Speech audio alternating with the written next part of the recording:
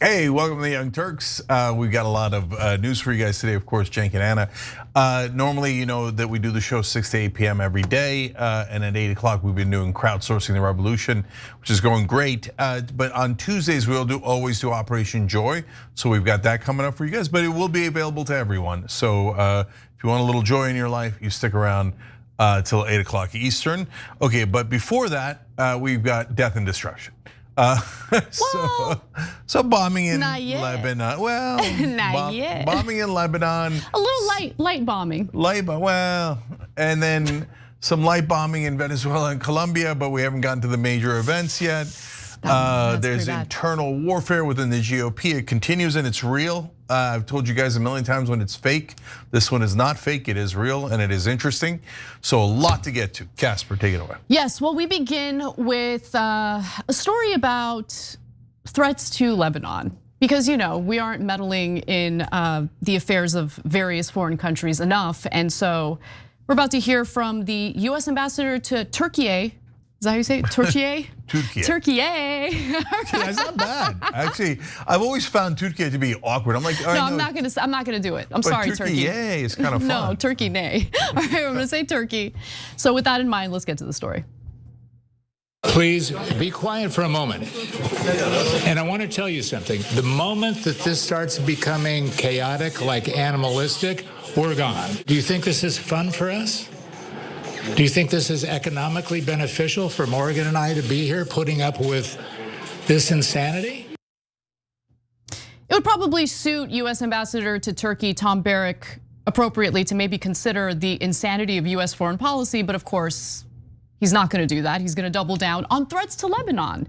Now, the video that you just watched was actually from this past summer where he essentially talked down to journalists in Lebanon, essentially implying that they're animals over how they were acting. But nonetheless, it looks like he is reissuing a fresh new round of threats against Lebanon if they do indeed fail to disarm Hezbollah. However, what disarming Hezbollah looks like or how to determine that that goal is even achieved remains unclear. But I'm about to get to the details of the threat that was issued on a very lengthy X post. Cenk, any initial thoughts? Yeah, so there's a theoretical ceasefire between Israel and Hezbollah in Lebanon, but Israel never listens to ceasefires. They've been bombing and occupying Lebanon ever since. So to me, of course, the biggest problem among a series of problems is how they're going to drag us into it. So what you're seeing there and what you're about to watch is not the Israeli ambassador threatening war and destruction in Lebanon. It is the American ambassador to Turkey threatening it on Israel's behalf. I don't know if anyone inside the American government actually works for America. Yeah, I mean, it is kind of like, who are you to wave your finger? You must be out of your head. Okay, I'm sorry, no. Tom Barrack is the US ambassador to Turkey. Why is he meddling in Israel-Lebanon relations? Because almost everyone, especially in foreign policy, but also sometimes in domestic policy about who to round up, arrest, etc. Yeah. They almost all work for Israel. I mean, one day I'd love to get an American administration and grab all these guys by the ear. We're nonviolent, it's just an analogy. In a loving way. It's a metaphor. Yeah. Grab them by the ear and take them all out and throw them out of the house, okay? Not because we dislike any religion, what an absurdity, but because we don't like another country 100% controlling our country. But you're gonna see it here with your own eyes. Yeah, I mean, look, Barrack tries to make it appear as though disarming Hezbollah is beneficial to the American people. That's nonsense. This is really about providing security to Israel, right? That's the cover story as well, if you ask me. Really at the heart of this matter is something that the Israelis, meaning the Israeli government, when I say the Israelis, I mean the Israeli government, has been attempting to do for a long time now, which is essentially annex parts of southern Lebanon, and it does appear that they are accomplishing that mission. So let's get to the details. Here is the heart of the threats Barrack had issued to Lebanon. The incentives for action now outweigh the costs of inaction. Regional partners are ready to invest, meaning invest in Lebanon, provided Lebanon reclaims the monopoly on legitimate force solely under the Lebanese armed forces. Should Beirut continue to hesitate, Israel may act unilaterally and the consequences would be grave. So essentially, Barak and the United States government, along with Israel, of course, are pressuring Lebanon to disarm Hezbollah. Now, doing so is very likely going to lead to a civil war within Lebanon. And so the Lebanese government is musing about how to do this in a way that doesn't spark a civil war within the country. At the same time, the United States, following through with Israel's demands, have given the Lebanese an insane timeline to disarm Hezbollah, right? 90 days. And if they don't meet that deadline, well, there's a threat being issued, and I'm gonna get to that threat in a minute. Yeah, I just want 2 quick points. One is these impossible standards. Hezbollah has to disarm. How do we know when it's all disarmed? The same thing with Hamas. They have to disband and disarm. How do we know when they've turned in enough weapons or enough people? And the answer is, and by the way, no one in mainstream media asks. What an absurd thing not to ask the most obvious question of all time. Because it's supposed to be an impossible standard so that Israel can come back and go, they didn't do it enough. Now I'm gonna have to kill them all, and I'm gonna have to take their land. They made me do it in self-defense. I had to take their land. But to me, Anna, the most outrageous part of this first quote that you read is, then Israel may act unilaterally. They're not gonna act unilaterally. No, but hold on. No, unilaterally as in we don't care what Lebanon thinks or any other Arab nation or any other nation on the planet thinks. But wait, you're the American ambassador. Why are you putting out statements on behalf of Israel? You're telling us how Israel is going to act. And the reason they're doing that is because Israel can put out that statement. They're making the American ambassador to Turkey put out that statement so that the region understands it's not just us threatening you. We control America, and America is behind us and will obliterate you upon our command. That's why you're seeing this theater.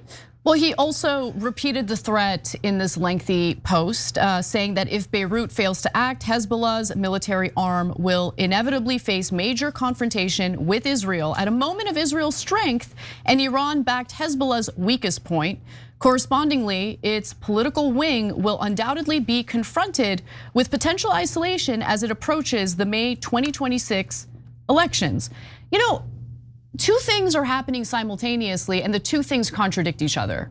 On one hand, you have these incessant claims about how strong and incredible and miraculous Israel and the IDF is, that they have weakened all their enemies and they have secured Israel's safety. And then at the same time, when it comes to these demands in getting the Lebanese government to disarm Hezbollah, without any granular details, by the way, of how they would do that, what that would look like, how do you figure out that you've accomplished that goal? They always lean into the argument of we have to do this for Israel's security. Well, which one is it? Did you guys like essentially decapitate Hezbollah? They have no power now and you're fine? And your army and military is incredible? Or is Hezbollah still a grave threat? At the end of the day, Israel wants portions of southern Lebanon. And in fact, they are currently occupying southern Lebanon, even though the ceasefire that was signed between Hezbollah and Israel last year essentially indicated that Israel would agree to withdraw from southern Lebanon. They have not withdrawn. Of course not. And in fact, Tom Barrack is saying absolutely not. Under no circumstances is Israel going to withdraw. Okay, so they're just gonna occupy land that doesn't belong to them? A country that doesn't belong to them? So this is part of why we cover it, because you're not gonna see this in American media, even though it's on tape, it's on the record, everybody, no one disputes the facts. Isn't that amazing? Israel never follows a ceasefire. This current government of Israel has never kept their word. So, but the US media knows that, but keeps that from you. The US media knows that they're occupying land in Lebanon, but keeps that from you. They know that they're promising to obliterate Lebanon and have not followed through on any of their commitments to Lebanon, but they keep that fact from you because they have to keep up the mirage of self-defense. Now, the reality is Hezbollah's leadership is not decimated, it's gone. They literally killed everyone in Hezbollah's leadership. So they'll say, well, now there's new leadership. Well, yeah, but if you kill them, then there's gonna be new leadership. Oh, right, it's endless and permanent, because their goal is not peace, their goal is land acquisition for greater Israel. No, it totally is, because I was very curious if, okay, well, I mean, even though there's supposed to be a ceasefire, Israel keeps conducting strikes in southern Lebanon. So that must mean that Hezbollah is engaging in military operations. Like they must be doing something to either retaliate or to spur the airstrikes that the Israeli military is currently carrying out. So I did some digging, and here's what I found. Let's go to graphic 5. In recent days, the attacks are increasingly focused, meaning the Israelis' attacks, are increasingly focused on preventing southern Lebanon from repairing damage inflicted on it by Israeli strikes in last year's war and this year's ceasefire. Ceasefire is in quotation marks for obvious reasons. This has included attacking construction vehicles and a major asphalt factory. So look, what are we doing? What are we doing here? Yeah, Anna, when I read that, I thought this is partly them just destroying every neighbor, destroying their economy, destroying anything in the country just to be able to keep acquiring land. But the other part of it is there's a paranoia that's built into Israeli culture of we're all gonna die at any second, and there's greatly reinforced by right-wing Israeli propaganda. And in right-wing there is not the same thing as right-wing here. Right-wing there is maniacal, off the charts. If you think the right-wing here is a little touch, wait till you see the Israeli right-wing. They're like, murder all the Palestinians, greater Israel's take all their land, right? So, and that's slight majority in the country, in Israel, right? So what they think, unless we have obliterated every part of their economy, they might be able to put together a stone and a stick to hit us with, oh my God, our existence is in danger. We're the victims. And they think that they're not doing self-defense until their neighbors are totally wiped out, back into the Stone Ages. That's why asphalt, I mean, yeah, you have to use asphalt and concrete to rebuild your city that we obliterated and we bombed, right? But you could one day make a weapon that you could use against us 28 years. Nope, that's it, bomb, destroy everything. But under that standard, guys, you have to obliterate everything in the country. That's why in Iran, they wiped out the nuclear facilities and they're like, yeah, but they can still have missiles.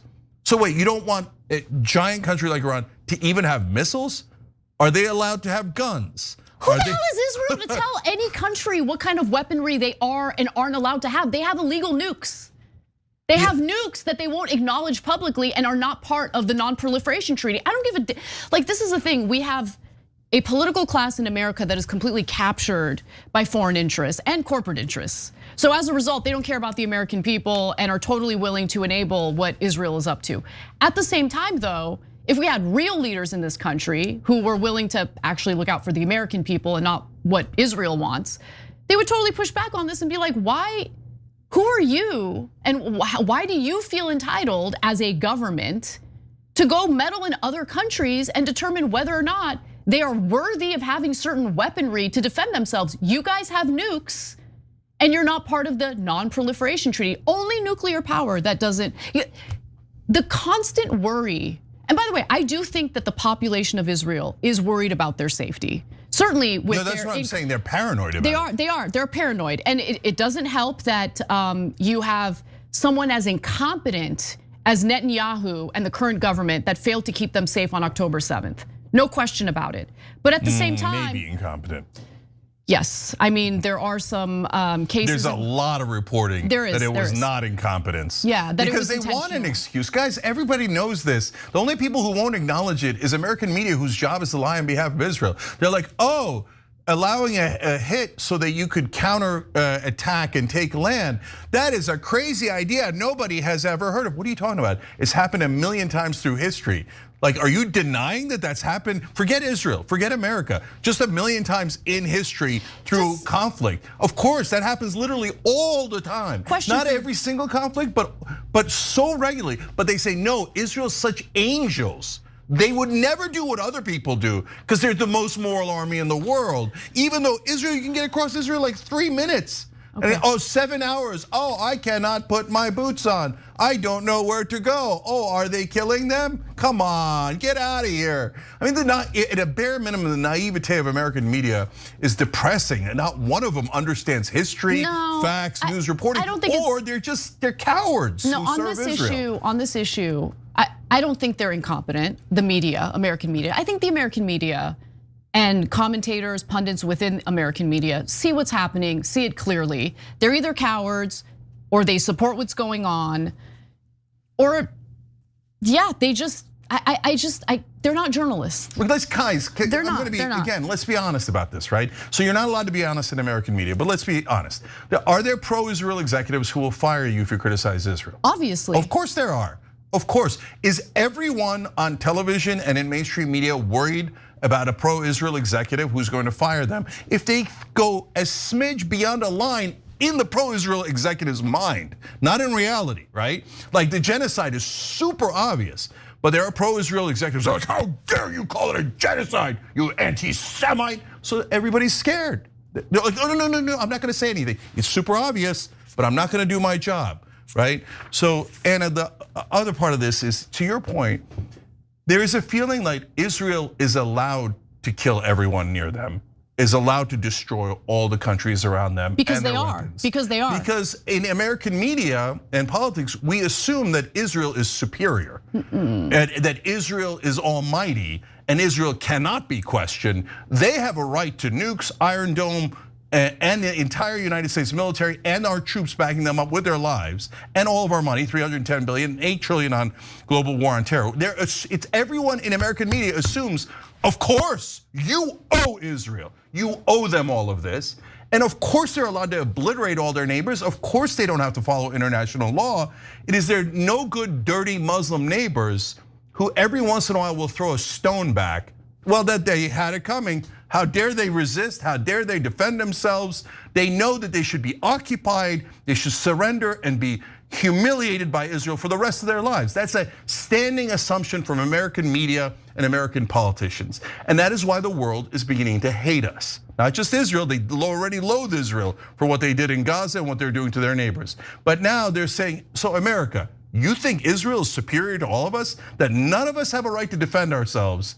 The only country in the region that has a right to defend itself by attacking all its neighbors is Israel. Well, how do you not hate a policy like that? Okay, just a few more points before we move on. So Barrack in his post also expresses that the United States will no longer stand for the existence of Hezbollah. So to say that this is a unilateral thing with Israel is ridiculous. Washington was willing to provide diplomatic cover for Hezbollah's peaceful political transition, coordination, regional statements, connecting investment to progress. I don't even, like, what is this statement? Anyway, Hezbollah's peaceful political transition, coordinate regional statements, connecting investment to progress, whatever that means. That means we're not gonna give you any money unless you do what Israel tells you to.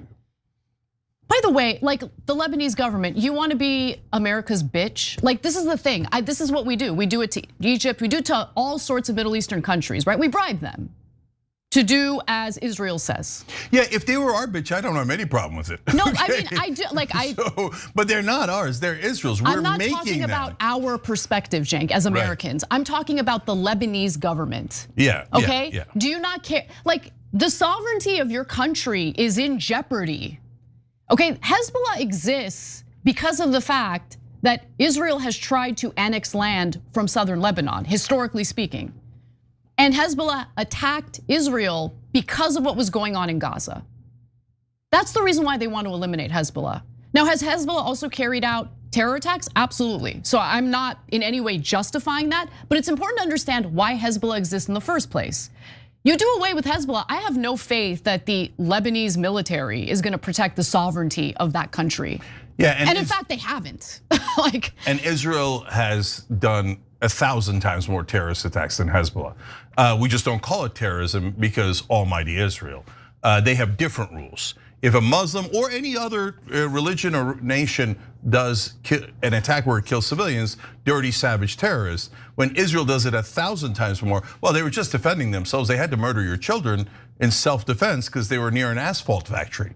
And you're not allowed to have cement in your country because Israel commands it.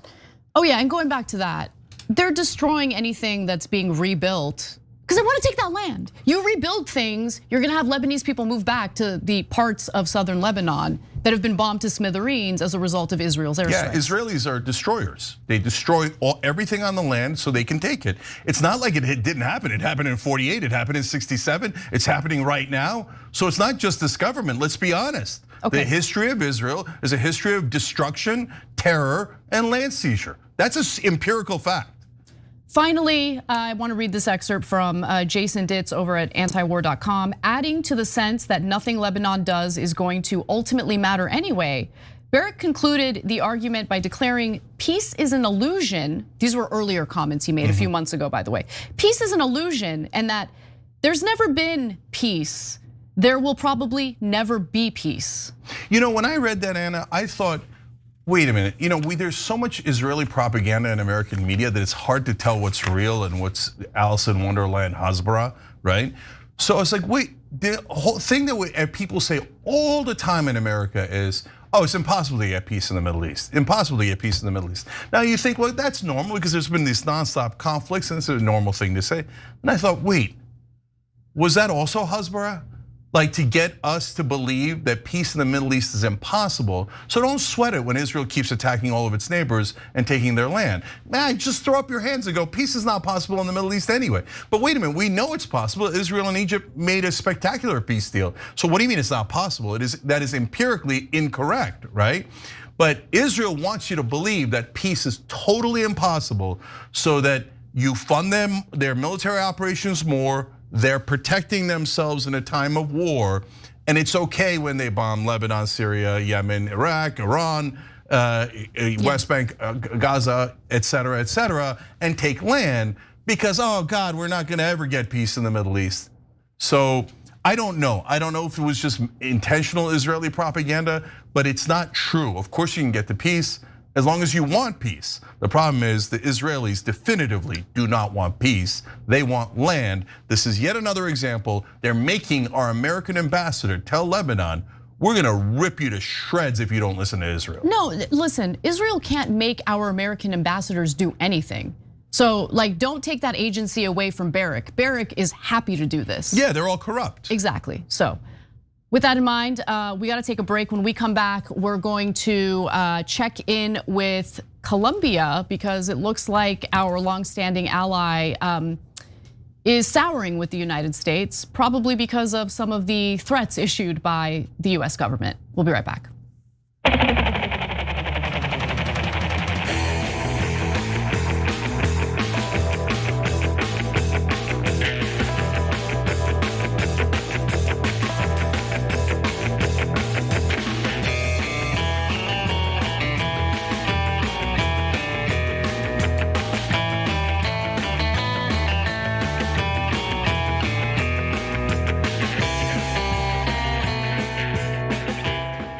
All right, back on TYT. Let's go to Super Chat first. In Liberty and Guns We Trust says, and I'm reading these blind, Barrack's a Lebanese himself. The Israelis see him as a lesser, so he's trying so hard to fit in. Reminds me of that Aussie Lebanese house rep who flipped out at a journalist for pointing out he's an Arab. Look, I don't know their personal psychology. All I know is I see nothing but Israeli representatives pretending to be American representatives. So you could ask them why they're so corrupt and why they obviously work for a foreign government. Why is our ambassador putting out statements and threats on behalf of Israel? Does Israel not have their own officials? No, they trot us out to almost humiliate us. You see how I got Tom Barrack on a leash here? You could trope all day long. I don't give a goddamn what you say, okay? He's on a leash. And they trot him out and they go, here doggy, tell Lebanon we're gonna destroy them and take their land. Israel's gonna destroy you and take your land. And by the way, America's gonna back them up and finance it. So if you're gonna hate anyone, make sure you hate the American in front of you, right? And then their blowbacks on us. Stormborn Snuggler says, Barrack's foreign policy, skip the peace talks, go straight to explode now, ask question later. Someone tell him, this isn't a Marvel crossover. Yeah, I hear you, brother, but the thing is, remember, Israel murdered the peace negotiators in Iran. Israel tried to murder the peace negotiators for Hamas and Qatar. And here they're not even offering peace. And whenever they do offer peace, it's a lie. And they never, ever follow through on a peace offer or a ceasefire. certainly this government. So how many different ways do they have to say to you, we don't want peace, we want America to pay for all of our wars? The only people who aren't telling you that are the people who are deeply dishonest and work in mainstream media and pose as reporters. Okay, Gal471 writes in the YouTube member section, if George Washington was alive today and rebelling against the British Empire, he would be called a terrorist. That is empirically true. Of course, the British would call him a terrorist, and they would say, we have to murder Jefferson and Franklin and Washington. They're dirty, savage terrorists. And the wonderful British Empire had to defend itself. They have a right to defense, right? Lauren said in 2013, Trump started a government shutdown, means the president is weak. Since then, he became the person who was president during the two longest shutdowns in US history, 2018-19 and 2025. Oops, yep. On Twitch, Baby Rattlesnake, thank you for subscribing with Prime. And by the way, if you have Amazon Prime, it's free to you guys, but we do get Bezos bucks to us. So it takes about 30 seconds, tyt.com/prime. And again, it doesn't cost you anything and you get membership on Twitch. Microgram says, when you bomb nearly every one of your neighboring countries, you might be the problem. Yeah, well, that's obvious to everyone except American reporters. Green New Dealer Dragon says, Second Amendment folks should watch to see how they will disarm you here. Israel's always the beta testing on taking away human rights. 1,000,000,000%, brother. They're looking to disarm everyone near them, and soon that'll come here. And I mean, Second Amendment's one thing, but they're gonna monitor all of us. You pop your head out even a little bit against Israel, and you're gonna be in a world of trouble in America. You already are, but it'll be worse. Question for you, do you think what's happening in the West Bank has made you reconsider the Second Amendment in America? I mean, they took away their guns and murdered them anyway. You see what I'm saying? Americans aren't gonna let that happen to us.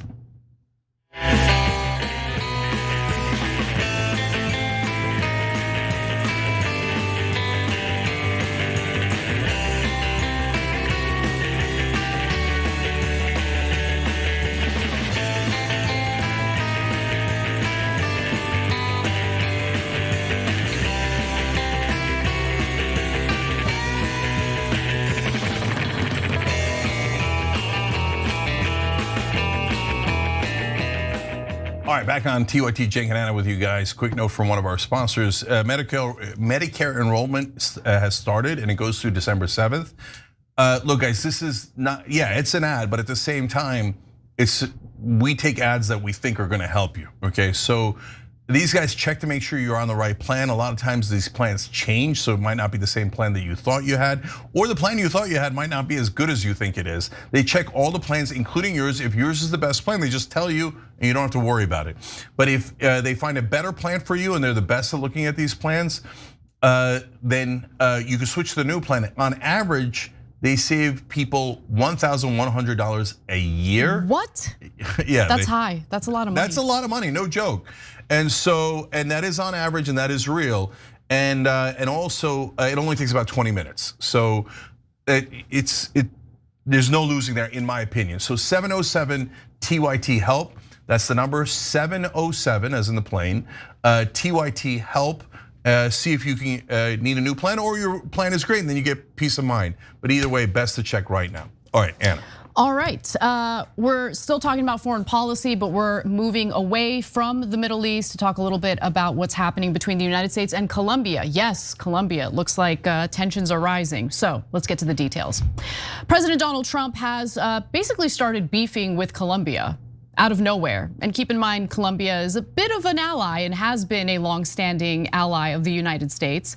Now, this all started after the Colombian president, Gustavo Petro, accused the US of murder after one of the Trump administration's strikes against a boat.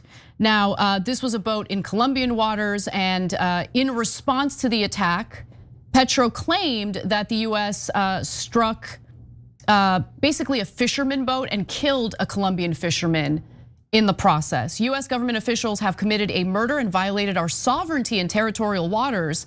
Fisherman Alejandro Carranza had no ties to the drug trade, and his daily activity was fishing. The Colombian boat was adrift and had its distress signal up due to an engine failure. We await explanations from the US government. Now, while the Trump administration claims that these boats that they're striking are essentially drug boats, with cartel members and gang members who are trying to traffic drugs.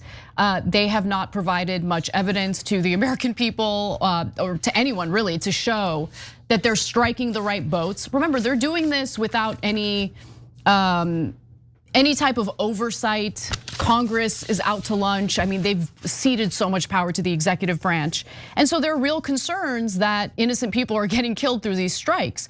Besides which, the so-called effort to fight the devastating fentanyl epidemic in America has nothing to do with what's happening in striking these, Venezuelan boats, these fishing boats. It's really about spurring regime change in Venezuela, which is something that the Trump administration doesn't even try to hide. They're pretty overt about it. And the Trump administration in the first term attempted to do this on multiple occasions to install Juan Guaido as the new leader of Venezuela, and those efforts failed.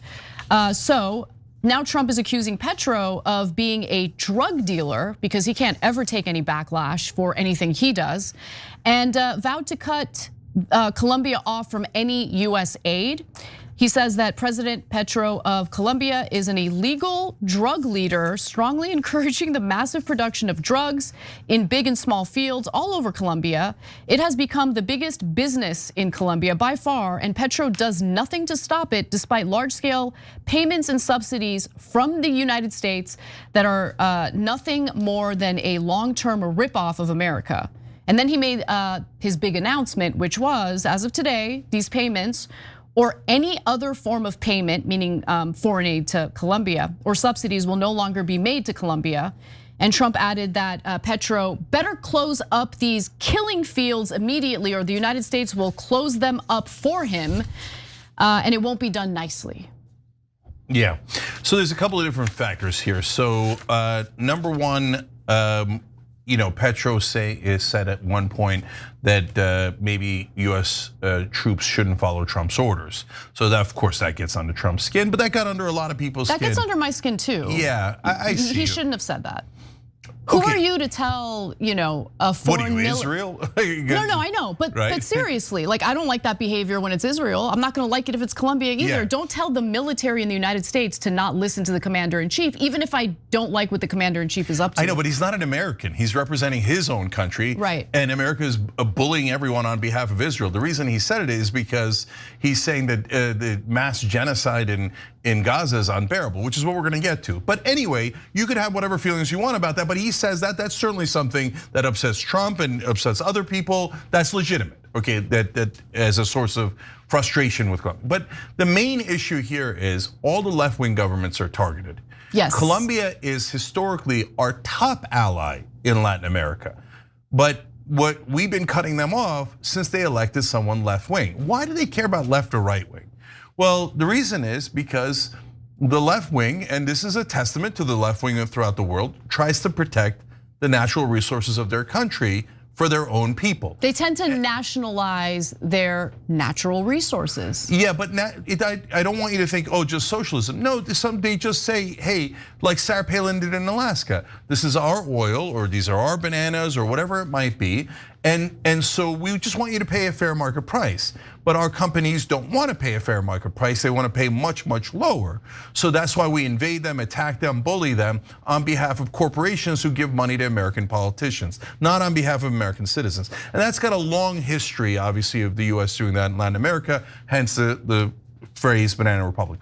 But he has a third thing that he did that is unacceptable. By the way, when we cut them off from subsidies, they have nothing left to lose. Then they want to defy us even more. Of course, and in fact, I mean the BRICS nations, like that alliance seems to be strengthening as a result of some of Trump's foreign policy. I mean, India, also a longtime partner of the United States, ally of the United States, due to this trade war, kind of soured on the US, and in fact went to one of those conferences that was put together by Russia, and there were all sorts of, let's just say, people who are not friends of the United States in attendance as well, right? So Iran participated in all of that. Saudi Arabia likes to play both sides, they were part of it.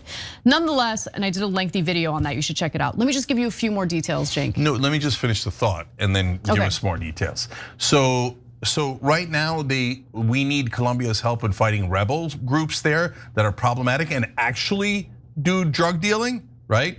And now Colombia has less incentive to help us fight that group because we're not giving them any money. A lot of times our subsidies are just bribes to make sure we get what we want, except of course for Israel, which is we owe them apparently, etc. But that brings us to the third factor when it comes to the Colombian president.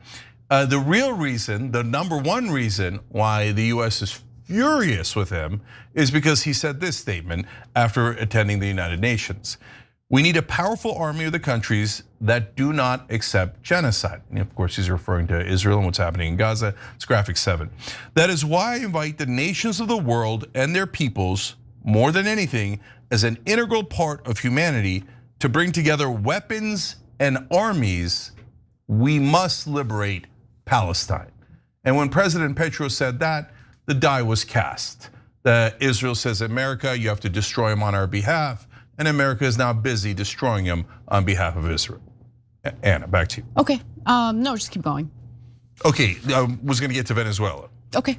Okay, all right, so Jonathan Larson has a piece in his Substack, your former managing editor here, that tells you what's going on in Venezuela. So there's two folks who are trying to start that coup that Anna was referring to. Former CIA official Gary Bernstein and his top ally, Martin Rodil. Who is Rodil? He's a Venezuelan-born Israeli citizen who's worked with the US government. Always pops up somehow, okay? And so what are they doing? Well, they are giving us a steady stream of false information. We'll put the link to the article down below in the description box. US officials have praised Rodil in the past for mediating a pipeline of incriminating evidence against Maduro in Venezuela. Well, that sounds good until you hear this. A 2016 Bloomberg Businessweek profile, however, declared some of Rodil's claims about Venezuela groundless. So he's making up things about Venezuela in order to get us to attack him. Why is he doing that? Rodil has been, quote, a fixer for wealthy Venezuelans who want to get out without landing in a US jail or losing their wealth. By the way, that's code word for they have done massive illegal activities, probably drug dealing, and they want to make sure they don't go to jail, so they get a fixer like Rodil to make up incriminating evidence against their opponents in Venezuela, get us to attack those opponents while they try to get out of jail free and take all their assets. In fact, Rodil apparently has another specialty, and that is asset recovery, okay? So if you have illegal assets in Venezuela, these two liars are gonna help you get it out by lying to the US government. Rubio is gonna love those lies. He's gonna take those and go, fantastic.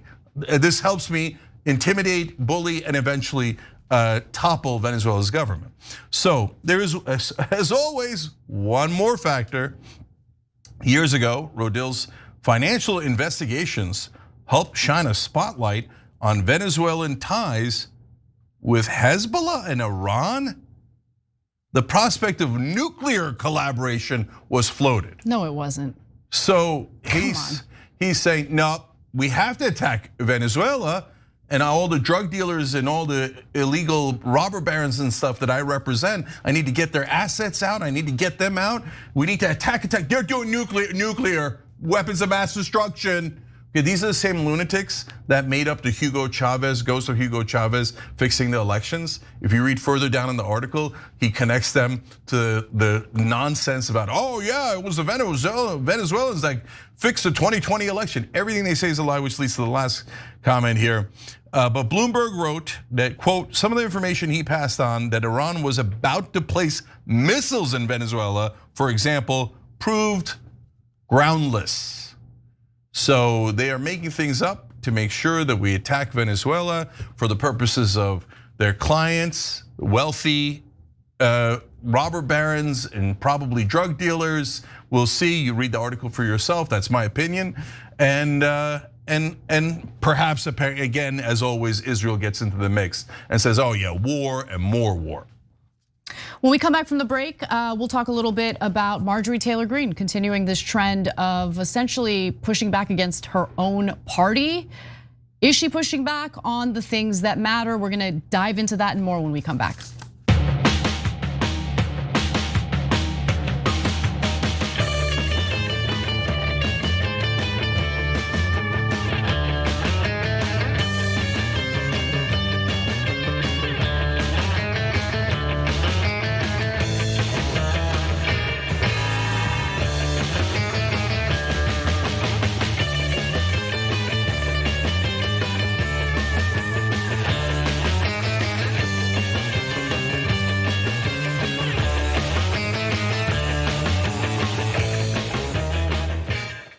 All right, let's go to Super Chat. ACGC says, Cenk, Israel Lionel's allowed to attack all its neighbors except for Pakistan. Why? Because they have a nuclear weapon. Ding, ding, ding, ding. It could be that that's the main reason why they don't want Iran to have a nuclear weapon. Do they actually think Iran is going to use a nuclear weapon against Israel? I doubt it. But no. If they had a nuclear weapon, it's harder to push for a regime change war in Iran, isn't it? 100%. Yeah. And to neuter them and to humiliate them and to take portions of land, et cetera, which is what they always do. And look, but this one, you separate out the Israeli citizens and the Israeli government. Because the Israeli citizens have also been the victims of overwhelming propaganda by their lunatic fundamentalist right. And so why does that matter? Because they really believe that their lives are always in imminent danger. They're all about to die any second if there's even a water gun in Iran, right?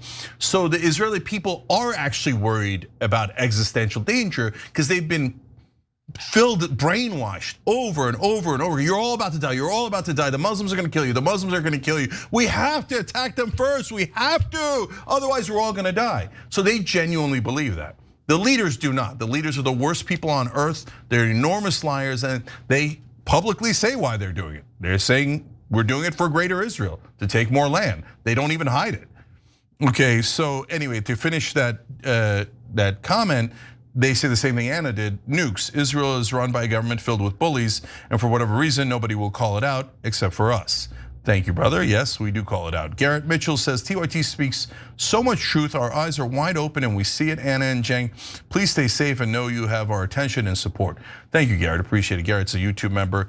On Twitch, Len Marie says, I don't know if Anna will ever see this. Well, she's about to hear it. But I hope she knows we're all behind her. I saw the video of her being attacked by that disgusting woman and her dog, and I can't imagine the strength it takes to live with this constant pressure. I respect your fight and your fire, Salt Queen. Thank you, I appreciate that. And I wanna thank, there are all sorts of people out there who have condemned what happened, including people who disagree with me on Israel because they appreciate and recognize the importance of protecting, freedom of expression, freedom of speech. No one should be accosted or assaulted on the streets because of their political views. Actual Justice Warrior is a good example. He put out a video supporting me and condemning the attack. So thank you to Sean for doing that. So guys, look, I'm a strange case, right? Because I like fighting, and so no. I used to fight 6 guys at once because I liked it. To me, that was a fun day in America, right? But the strength that Anna is showing is unreal. Oh, come on, let's. No. I'm relax. Serious. No, and the constant pressure is exactly right. And if you wonder why other reporters don't do it, it's because of that unbelievable, unstoppable pressure. The pro-Israel radicals in this country create so much pressure on everyone in media, and she's one of the only ones strong enough to stand up to it. And by the way,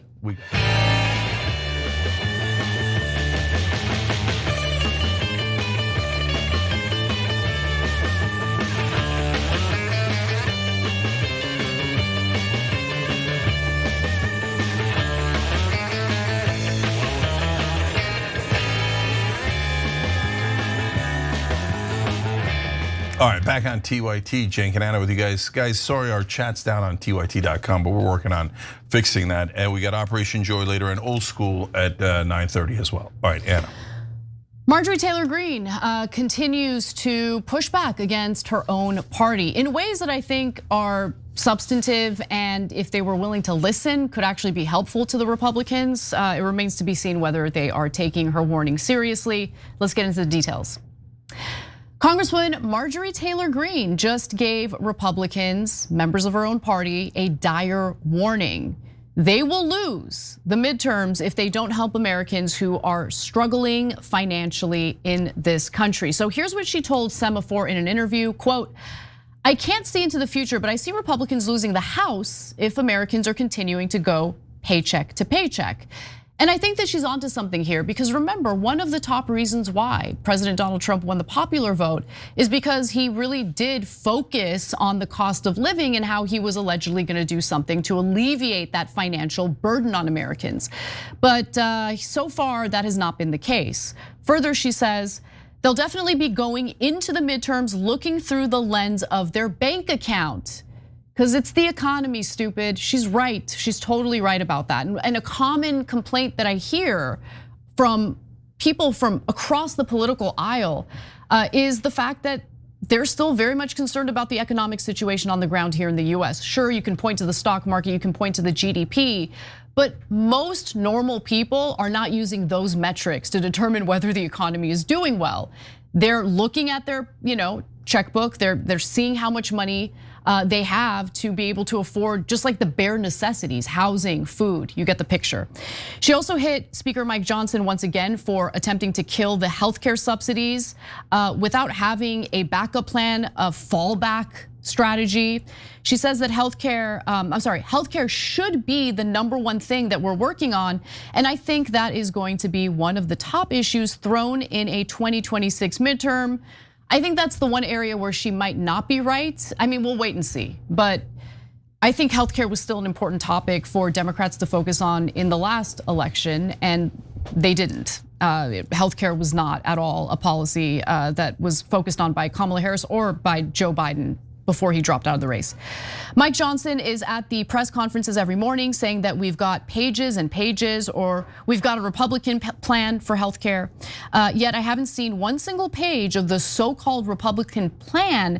I haven't heard one single GOP conference call on this issue. It's like, where is it? This Republican Party is failing. Now, she's been critiquing her own party on a regular basis, and I love to see it. In fact, I think it's a good thing when this happens. It actually makes your party stronger, and Democrats should be a little more open-minded to constructive feedback. And we've covered much of the critiques that Marjorie Taylor Greene has had, but according to Semaphore, Trump advisors don't believe she poses a major threat to the administration's agenda. For one, they say almost every other Republican lawmaker is in lockstep with whatever they want to do. And for another, they doubt that Greene would be able to mount a serious campaign for higher office because of her long history of controversial statements, which is a rich thing to think as someone who's in the Trump administration or Trump himself. I mean, Trump has, who would Trump be if it weren't for his long history of controversial statements? Yeah, there's a couple things here. First, I love how clueless mainstream media is, because they have no idea what's happening in MAGA. So they're like, Marjorie Taylor Greene, MAGA will disown her for controversial comments. Have you ever met a single person who's MAGA? What a preposterous thing to say. I mean, first of all, Anna's right. Did you miss Trump the last decade? And you think controversial comments will eliminate you from seeking higher office as a Republican? I mean, I don't understand them. How could they be this blind? This one has nothing to do with like corruption or anything like that. They just don't know how to do reporting. They don't know they just go to their cocktail circuit and they're like, okay, and remember the first thing that Anna just told you. Well, they say every other Republican politician is following the orders given to them by the establishment. So Marjorie Taylor Greene won't be a problem. Guys, the other Republican politicians don't represent their voters at all. You're not paying attention. MAGA hates those guys. They like the principles that Marjorie Taylor Greene is saying. The issue isn't whether Marjorie Taylor Greene is going to somehow outvote all the other Republicans or 90%, 95% of the party. The issue is who represents the base, because the base is going to vote people out or in depending on how they act, right? And so that goes, now we go back to the main issue that you brought up, Anna. These guys are so confused. They're like, why is Marjorie Taylor Greene not listening to Mike Johnson and Donald Trump? They're the Republican leaders. Because she's listening to her constituents who matter more. And that flummoxes them. They can't understand it. I know, it's crazy. They're like, wait, So you care about principles and what MAGA originally said. But wait a minute, we always play this game. You say a bunch of nice things, Democrats do, and MAGA, Republican politicians do for MAGA during election season, and those are two different things, but you're appealing to your base or whatever, and then once you win though, you never serve them. You just turn right back around and jack up drug prices, lower wages, start wars, etc. So why isn't she going along? They're so unused to a principled politician that they're utterly confused by it. I never thought in a million years it would be someone like Marjorie Taylor Greene to show that she's actually principled when it comes to bread and butter issues, because she, much like Trump, she also ran her campaigns focusing on those issues. I just never believed her because she was knee deep in endless, divisive culture war stuff. Yeah. But she has pivoted her attention onto the substantive issues that matter. Now, she might have some policy proposals or solutions that I personally don't like or don't see as solutions, but it doesn't matter. I don't care. At least she wants to have that conversation. And she's essentially pushing back on her own party in regard to healthcare. They want to repeal the Affordable Care Act. They want to weaken the Affordable Care Act. Okay, but what's your plan to help Americans once their premiums double? And that's really the heart of what she's arguing here. Now, she also focuses on the really dire financial situation that most Americans are in at the moment. She stated that Republicans will lose power if they can't help Americans out when they're struggling. She focuses on things like credit card debt, for instance. So according to the Federal Reserve data from Q2, Americans collectively hold, get a load of this, $1.21 trillion in credit card debt. And that figure continues to climb. Now, look, I'm sure that there are some on the right, maybe even some on, in the Democratic Party, I wouldn't even say some on the left, but who argue that like, oh, people are being frivolous with their spending. No, a lot of people, due to inflation, have been charging things on credit cards, things that they need, groceries, for instance. But there's more. A survey from Wallet Hub found that 43% of respondents say they are still paying off credit card debt from last fall. 33% of people predict they will have more credit card debt by the end of 2025. And nearly 2 in 5 Americans say they can't handle more credit card debt. And 1 in 5 say they are very stressed about their debt. I wish our federal government were more stressed about our federal debt, but they're not. They keep spending on wars and other nonsense. And when it comes to savings, also dire situation for a lot of Americans. Goldman Sachs released a report recently finding that 40% of Americans, working Americans, are now living paycheck to paycheck.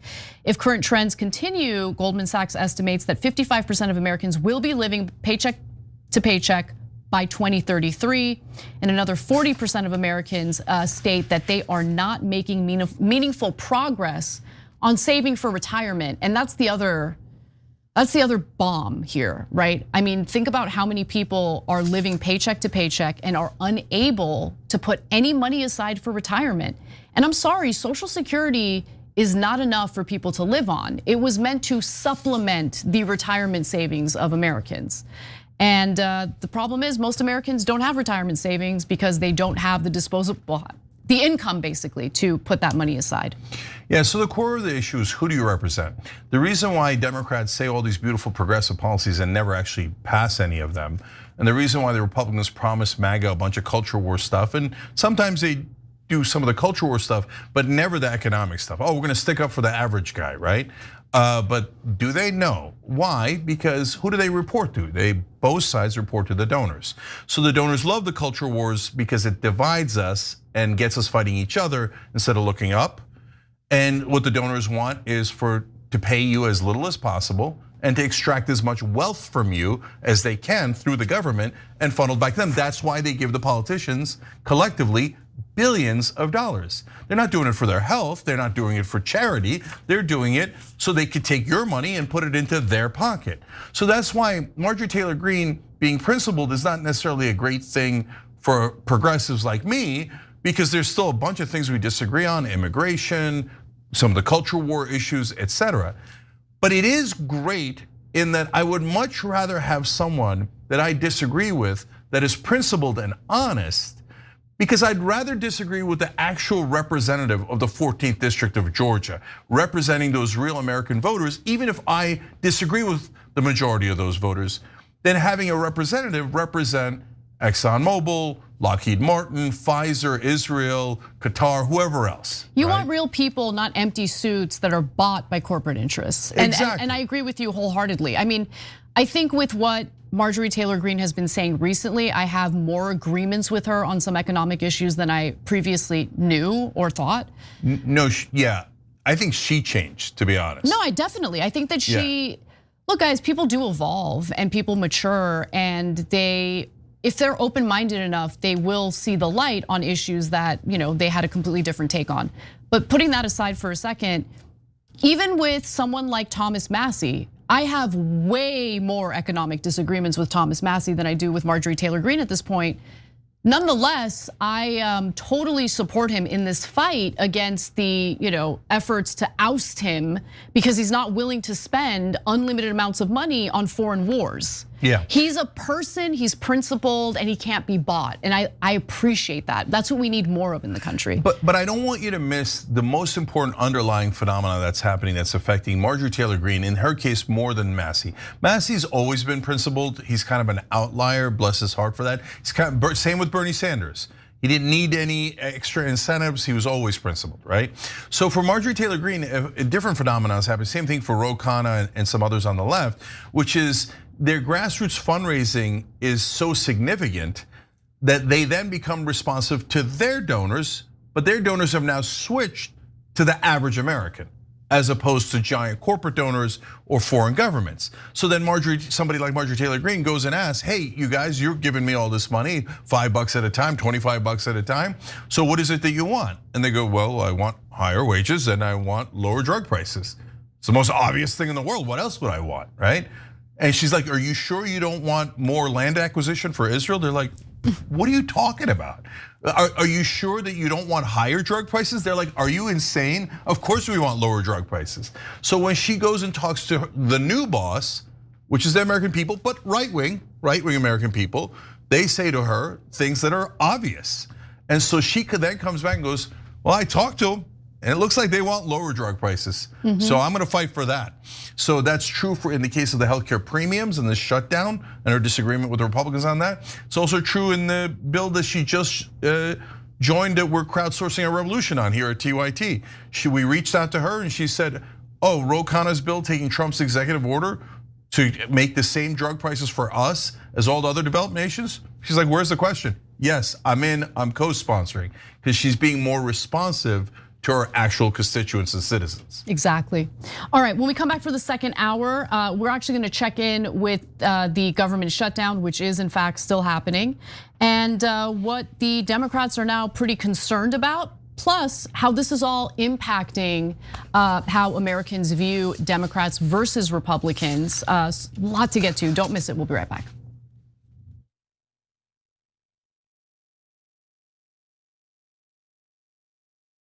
Are you still talking about Jeffrey Epstein?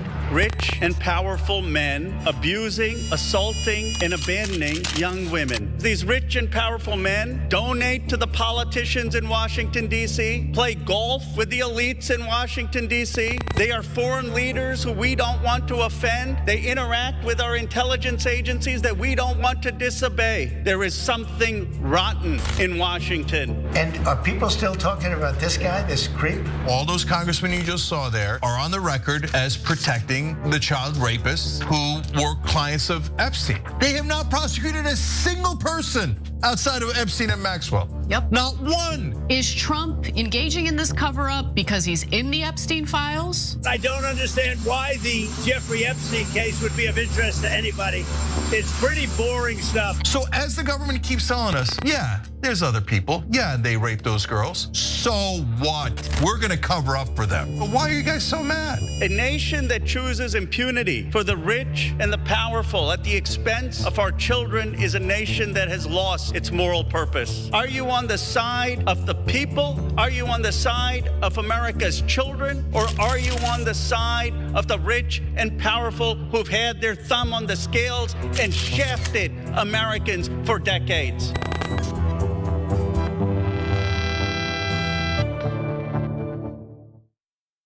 The rest of the news media says you should not fight for positive change. If you do, you're not really a reporter or a journalist, because reporters and journalists don't care what happens. I don't agree. That's not written anywhere. That's not a law. It's just a rule that they invented so that reporters didn't actually challenge the people that are in power. Well, we don't agree with that. We think we should challenge the people in power, that actually makes you a better journalist, not a worse one. In a media landscape poisoned by corporate influence, only one show stands apart from the rest, The Young Turks. As the longest running daily news show on the internet, The Young Turks is an impactful voice of unfiltered truth, one you can trust to deliver the daily news with authenticity and honesty. For nearly 2 decades, TYT has been breaking the mold of media. We're not here to echo the powerful or the elite, we're here to challenge them. Our mission is to give you accurate news, fight the establishment, and cover stories that mainstream media keeps you in the dark about, which matter to your everyday life. We've remained a leader in online news because of our established credibility with an engaged audience looking for alternative media that represents the real concerns of everyday Americans. Listen to The Young Turks, a news show that only answers to you on Spotify, Apple Podcasts, or wherever you get your podcasts. How do you know if you're a populist? Easy. Do you work for the donor class? You don't? Great, you're a populist.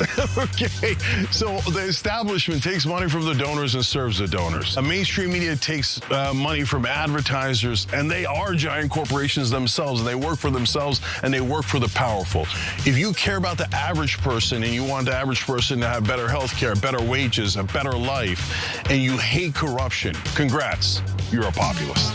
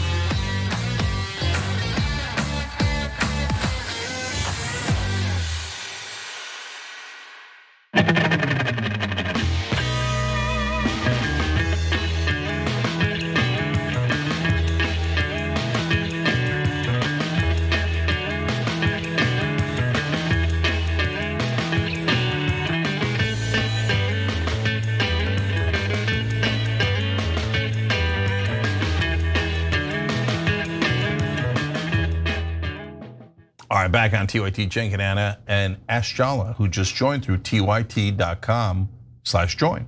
Thank you for doing that, love it, Anna. All right, let's get to our next story.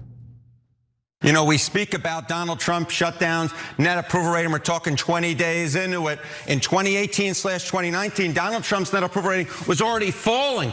The shutdown was eating into his popular support. It was down 3 points already at this particular point and would fall considerably more. It was very much on the decline. You come over to this side of the screen, this shutdown hasn't eaten into Donald Trump's support at all. His net approval rating is actually up a point. And the first shutdown during Trump's first term, 2018/2019, was hurting Donald Trump. This one is not hurting him at all. There's no real reason Donald Trump might say, at least when it comes to popular support, I want to get out of this shutdown.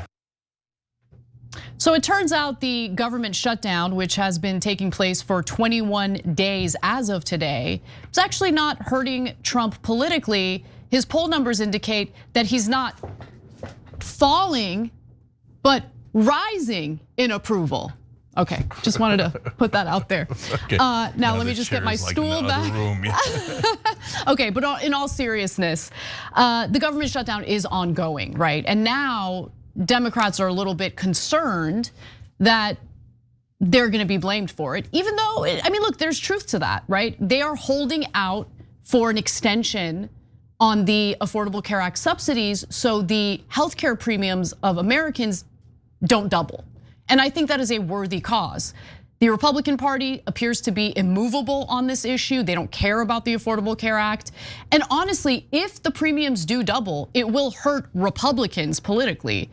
We just don't want it to get to that because Americans are gonna suffer, right? So we're gonna get to all of the fears that Democrats have in terms of their strategy in just a minute, but any initial thoughts, Cenk? Yeah, so I think that was a little misleading. So there's so many things going on now. So it's not like, oh, the government shut down and Trump is becoming more popular. He did a theoretical peace deal that helped him tremendously, right? Now, we think it's not a real peace deal, but it was a good effort and certainly it was well received by the country. So you got to take that into account. You can't just say, oh, the numbers are moving up by a point, so that means he's winning this.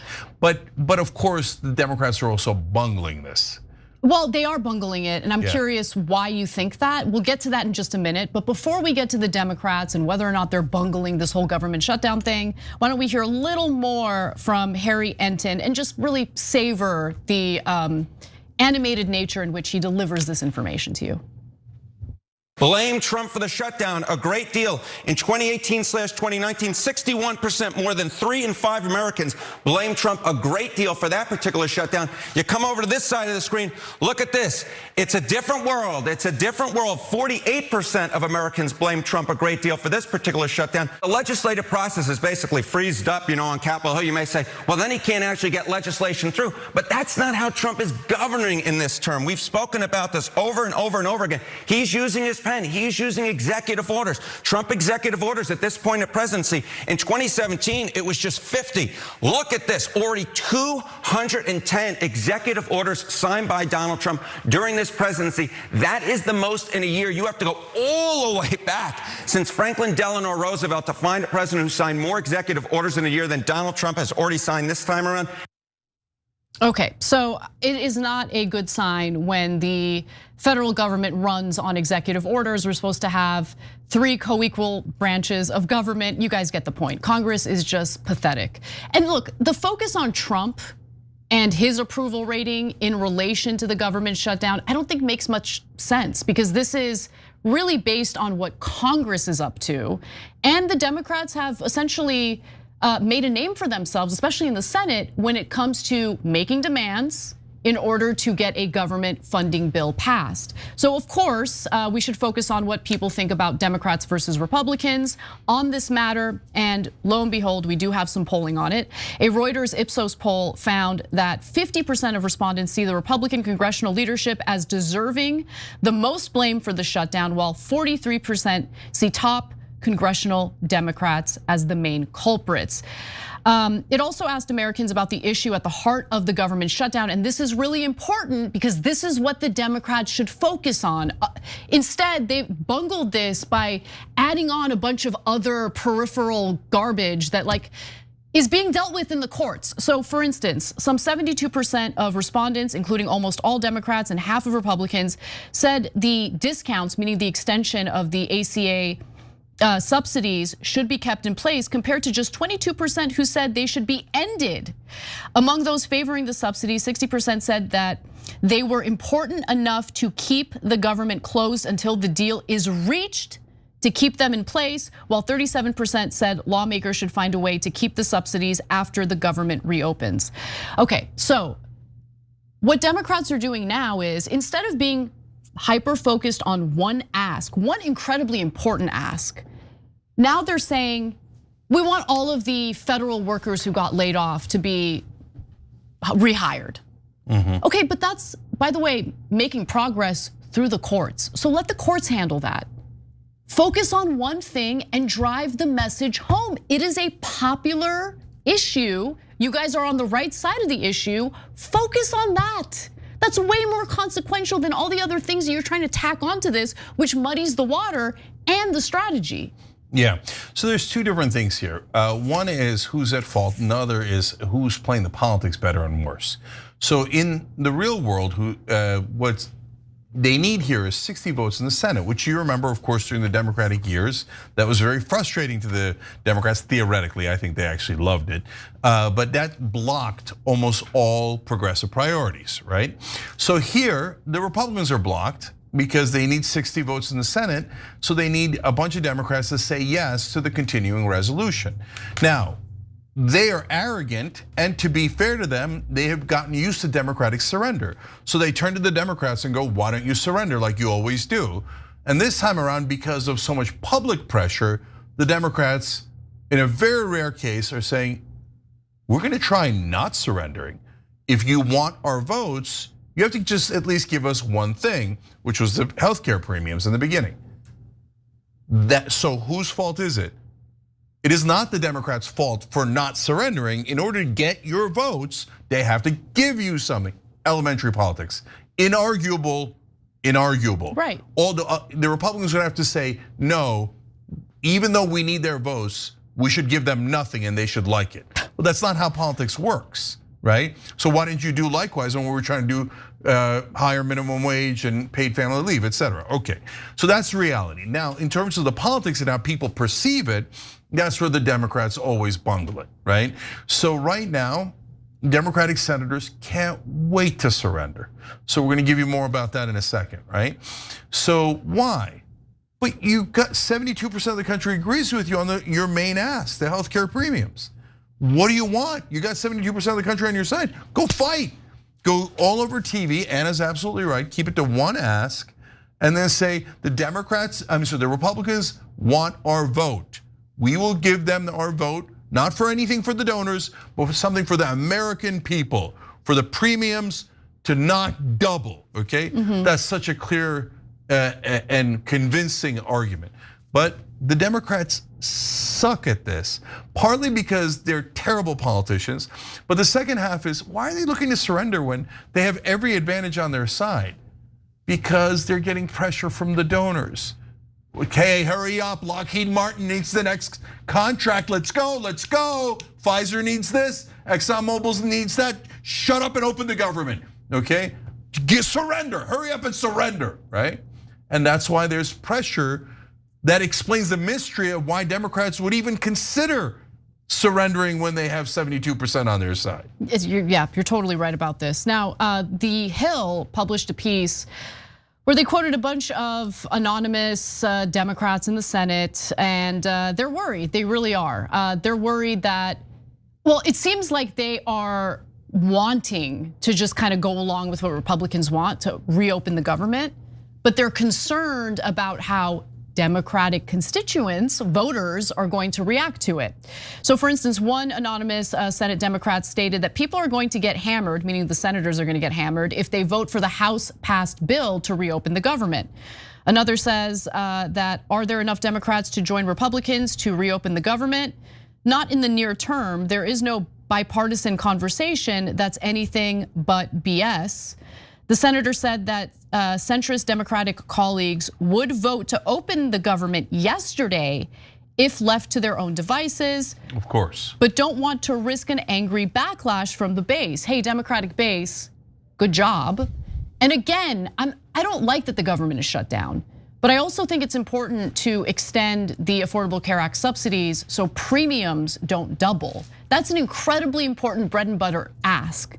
And so again, hyper focus on that, drive the message home, don't tack on other issues and muddy the waters, but who knows? I mean, we'll see how this all plays out. So far, 3 senators in the Democratic caucus have voted to end the government shutdown without any concessions from the Republicans. I think the names I'm about to read are gonna be unsurprising to you. Among them, Senator John Fetterman, Senator Catherine Cortez Masto, and independent senator, to be fair, Angus King. Yeah. Fetterman betraying the Democrats on the 288th issue in a row. Who could have figured? Working for the donor class as usual. What a piece of crap he is. All right, so guys, no one notes the most obvious things in the world, so let me do it. Why do the Democratic senators feel the urge to defy their voters in the first place? Because they specialize in that? I don't know. Weren't you elected as representatives of your voters? They're like, goddamn voters, I want to surrender and they won't let me. And no reporter asks, wait, why don't you want to do what your voters want? Could it be the donors? Of course, literally no reporter in any article I have ever seen has asked, what's wrong with your voters? Why do you not like your voters? Why do you disagree with your voters? And by the way, there might be a real reason for that, right? It might be like, hey, listen guys, I know that popular opinion is going in this direction, but I have an excellent argument that says it's not exactly right and you're missing this, and here's why we should act that way. not one Democratic senator has explained why the Democratic voters are wrong. No one even talks about it. You could go read 100 articles on this and you won't find one that explains why the Democratic senators are against their own voters and why those voters are wrong. You know why? Because the voters aren't wrong. The senators are wrong, and the mystery is the senators want to follow their donors 10,000 times more than their voters, but the mainstream media can't tell you that. They're sworn to secrecy and never ever talk about the donor class. So if you're a normal person out there reading national media, you'll be utterly confused as to why Democratic senators don't want to do what Democratic voters want to do. I want to take our break a little early because when we come back, we have just this incredible fear-mongering story about Zohran Mamdani. The statements that you're about to hear from Fox News are pretty incredible. You don't want to miss it. We'll be right back.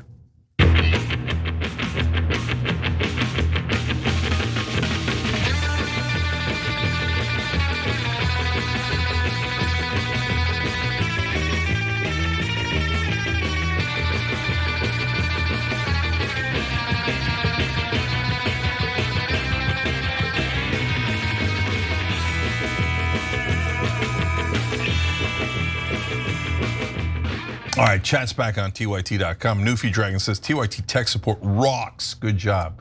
Yes, and by the way, if you say, oh, well, what do you need all these folks working at TYT for? For things like this. If folks behind the scenes aren't here and we don't have enough resources to pay for them, then the website crashes and doesn't come back up. So thanks to the tech team who did that. We appreciate you guys. Primaries are important. Says the stock market has leveraged something like 220% over GDP, but keeps increasing in value. And then has the emoji going, Yeah, guys, super worried about it. Tick, tick, tick, tick. That thing is like, even JP Morgan Chase had Jamie Dimon and Andrew Ross Sorkin, CNBC, everybody's going, it's super obvious bubble. And everybody's like, buy, buy, buy, buy, buy. And that's what happens in bubbles. They get into like a frenzied state of mind where they're not acting rationally. Lou B says, if Dems bail out now, they can forget about 2026. Yeah, at some point you have to give your voters a reason to come out and vote for you. And then Police the White House actually had a really good question. If Dems have 72% support, why is Trump climbing the polls? So there is a reason why. Because Dems have 72% support on the policy that they're championing, but they suck at championing it. Yeah, they're bad at politics. Yeah, they're bad at marketing, politics, optics, etc. So if I was the head of the Democratic Party, I'd be all over TV nonstop, and I have 12 other Democrats all over TV nonstop, and all we would be saying is, look, the Republicans want to double your premium. They're going to double your premium. They're going to double your premium. And we're fighting for you guys. They need our votes and we're exchanging it for something for you. We're holding out on your behalf so your healthcare premiums don't double. Should we give away our votes for free? Or should we ask for something for you guys? Like, that's an effective strategy, that'll win. But instead, you've seen the Democrats. I just think the donors wanted incompetent leaders who would only listen to their directions.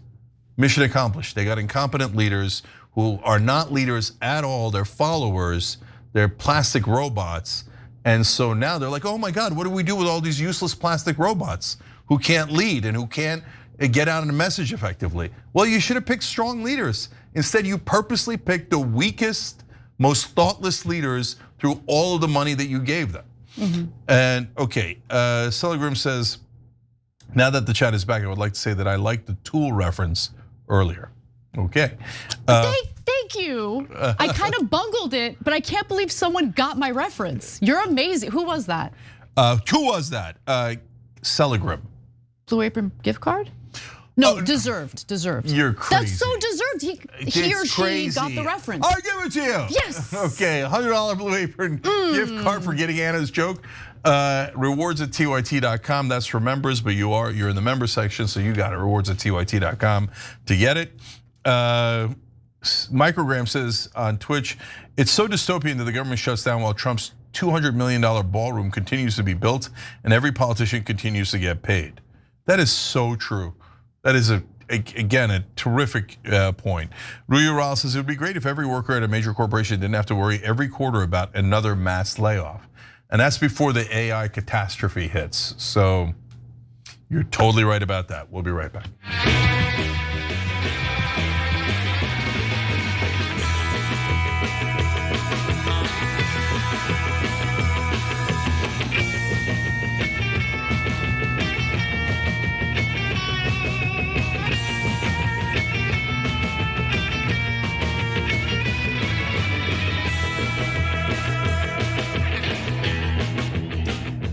All right, back on TYT Jen Canano with you guys, more news.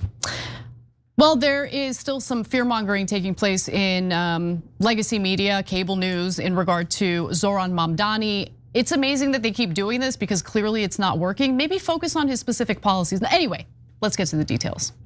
You got a lot of people that are scared about Mamdani, rightfully so. All of us are scared about him being the next mayor of New York, and they want to do everything that they can to stop him from being in the race. Absolutely. He wants to eliminate your entire community. Doesn't even believe in a Jewish state, yet he still has a lot of support within the community. There is a masculinity crisis in the United States of America. Some men are fearful of a mayoral candidate winning a mayoral race. Like, this is insane. Okay, look. What you just heard was more fear-mongering about Zohran Mamdani on nonsense. That's not real. Yeah. There's no analysis on his policies, which I actually think would be beneficial to your audience, as opposed to fear-mongering about Israel and how Mamdani is allegedly going to wipe out the Jewish population of NYC. Yeah. This is insane. This is totally crazy stuff. So there's two parts of it. One is the ludicrous claim. What is he gonna do? Is he going to go and murder Jews in New York? Is that what you're saying? Because that is like you should be locked up in a mental asylum if you're saying that, and he's a cable news anchor. Okay, but the second part of it is, I think, even more interesting. He's saying most Jews are voting for Mamdani, and how dare you? Rupert Murdoch loves Israel. So you should bow your head to Rupert Murdoch, who's not even Jewish, and his love for Israel. So since you're betraying my boss's loyalty to a foreign nation, I'm condemning you as Jews, even though I'm black and not Jewish. Guys, it's a mayoral race. He's running to be mayor of New York City. What are we doing? What are we doing? You want to say that Israel doesn't control our government and our media, as you are talking about the impact to Israel in the context of a literal mayoral race. It's insane. This is all insane, okay? But also attacking Jews for being too anti-Semitic. But no. I mean, it's just, it makes like they're not even trying to make sense. Are you even Jewish if you are supporting someone who's critical of the nation state of Israel? Are you even Jewish? Isn't that a trope though? It is, it is. You're doing the trope. It's so crazy. This is all insane. Look, this is what's so frustrating about it. I remember we were debating Zohran Mamdani on Her Take. This is months and months ago. And I defended Mamdani because the conversation immediately devolved into him allegedly being a jihadist, which he's not. Come on. And then later off camera, this is like a few months after that, I was having a conversation off camera with the women that I do the show with. And I was being critical of one of the policy proposals from Mamdani. And they were like shocked. They're like, wait, we thought you loved everything about him. I'm like, no, we haven't had an opportunity to actually talk about his proposals because everyone's too busy fear-mongering about him allegedly being a freaking jihadist. How is that helpful to the people of New York City who are gonna make up their minds about who to vote for? Yeah, and so when you yell at Jewish voters that they're not Jewish enough because they won't support a foreign nation, and you yell at all the voters and tell them that the mayoral candidate, who seems perfectly lovely, is going to murder the citizens, you sound like a lunatic. Now there is a much better way to attack Mamdani, but I'm not going to tell you until after the election's over. Yeah, okay. So look, we have more from Fox News, so stick around for that. But before we get to that, I think it's also worth talking a little bit about how the right-wing media is essentially encouraging Curtis Sliwa to drop out of the race. So Cuomo allegedly would get the edge in this mayoral race and potentially win. So the editorial board over at the New York Post, this is another Murdoch-owned entity, are basically writing an open letter to Curtis Sliwa, asking him to drop out of the race. They write that Sliwa is an oddball with a sometimes shady past and zero experience relevant to running the behemoth that is city government. If Republicans had come up with a more credible candidate with a second line less eccentric than protect animals, we'd likely now be demanding that Cuomo drop out. But the fact remains that Mamdani is poised to win and do major deadly damage to the lives of all New Yorkers. Like as deadly as sending COVID-ridden elderly people back to nursing homes in the middle of the pandemic, thus essentially killing a bunch of elderly people in nursing homes, because that's what Cuomo did. That was pretty deadly. But anyway, but the fact remains that Mamdani is poised to win and do major deadly damage to the lives of all New Yorkers. He must be stopped. It stinks, but for the sake of the city you love so deeply, Curtis, please swallow this bitter pill. And in the last, Gotham polling poll, I don't know why I said it that way.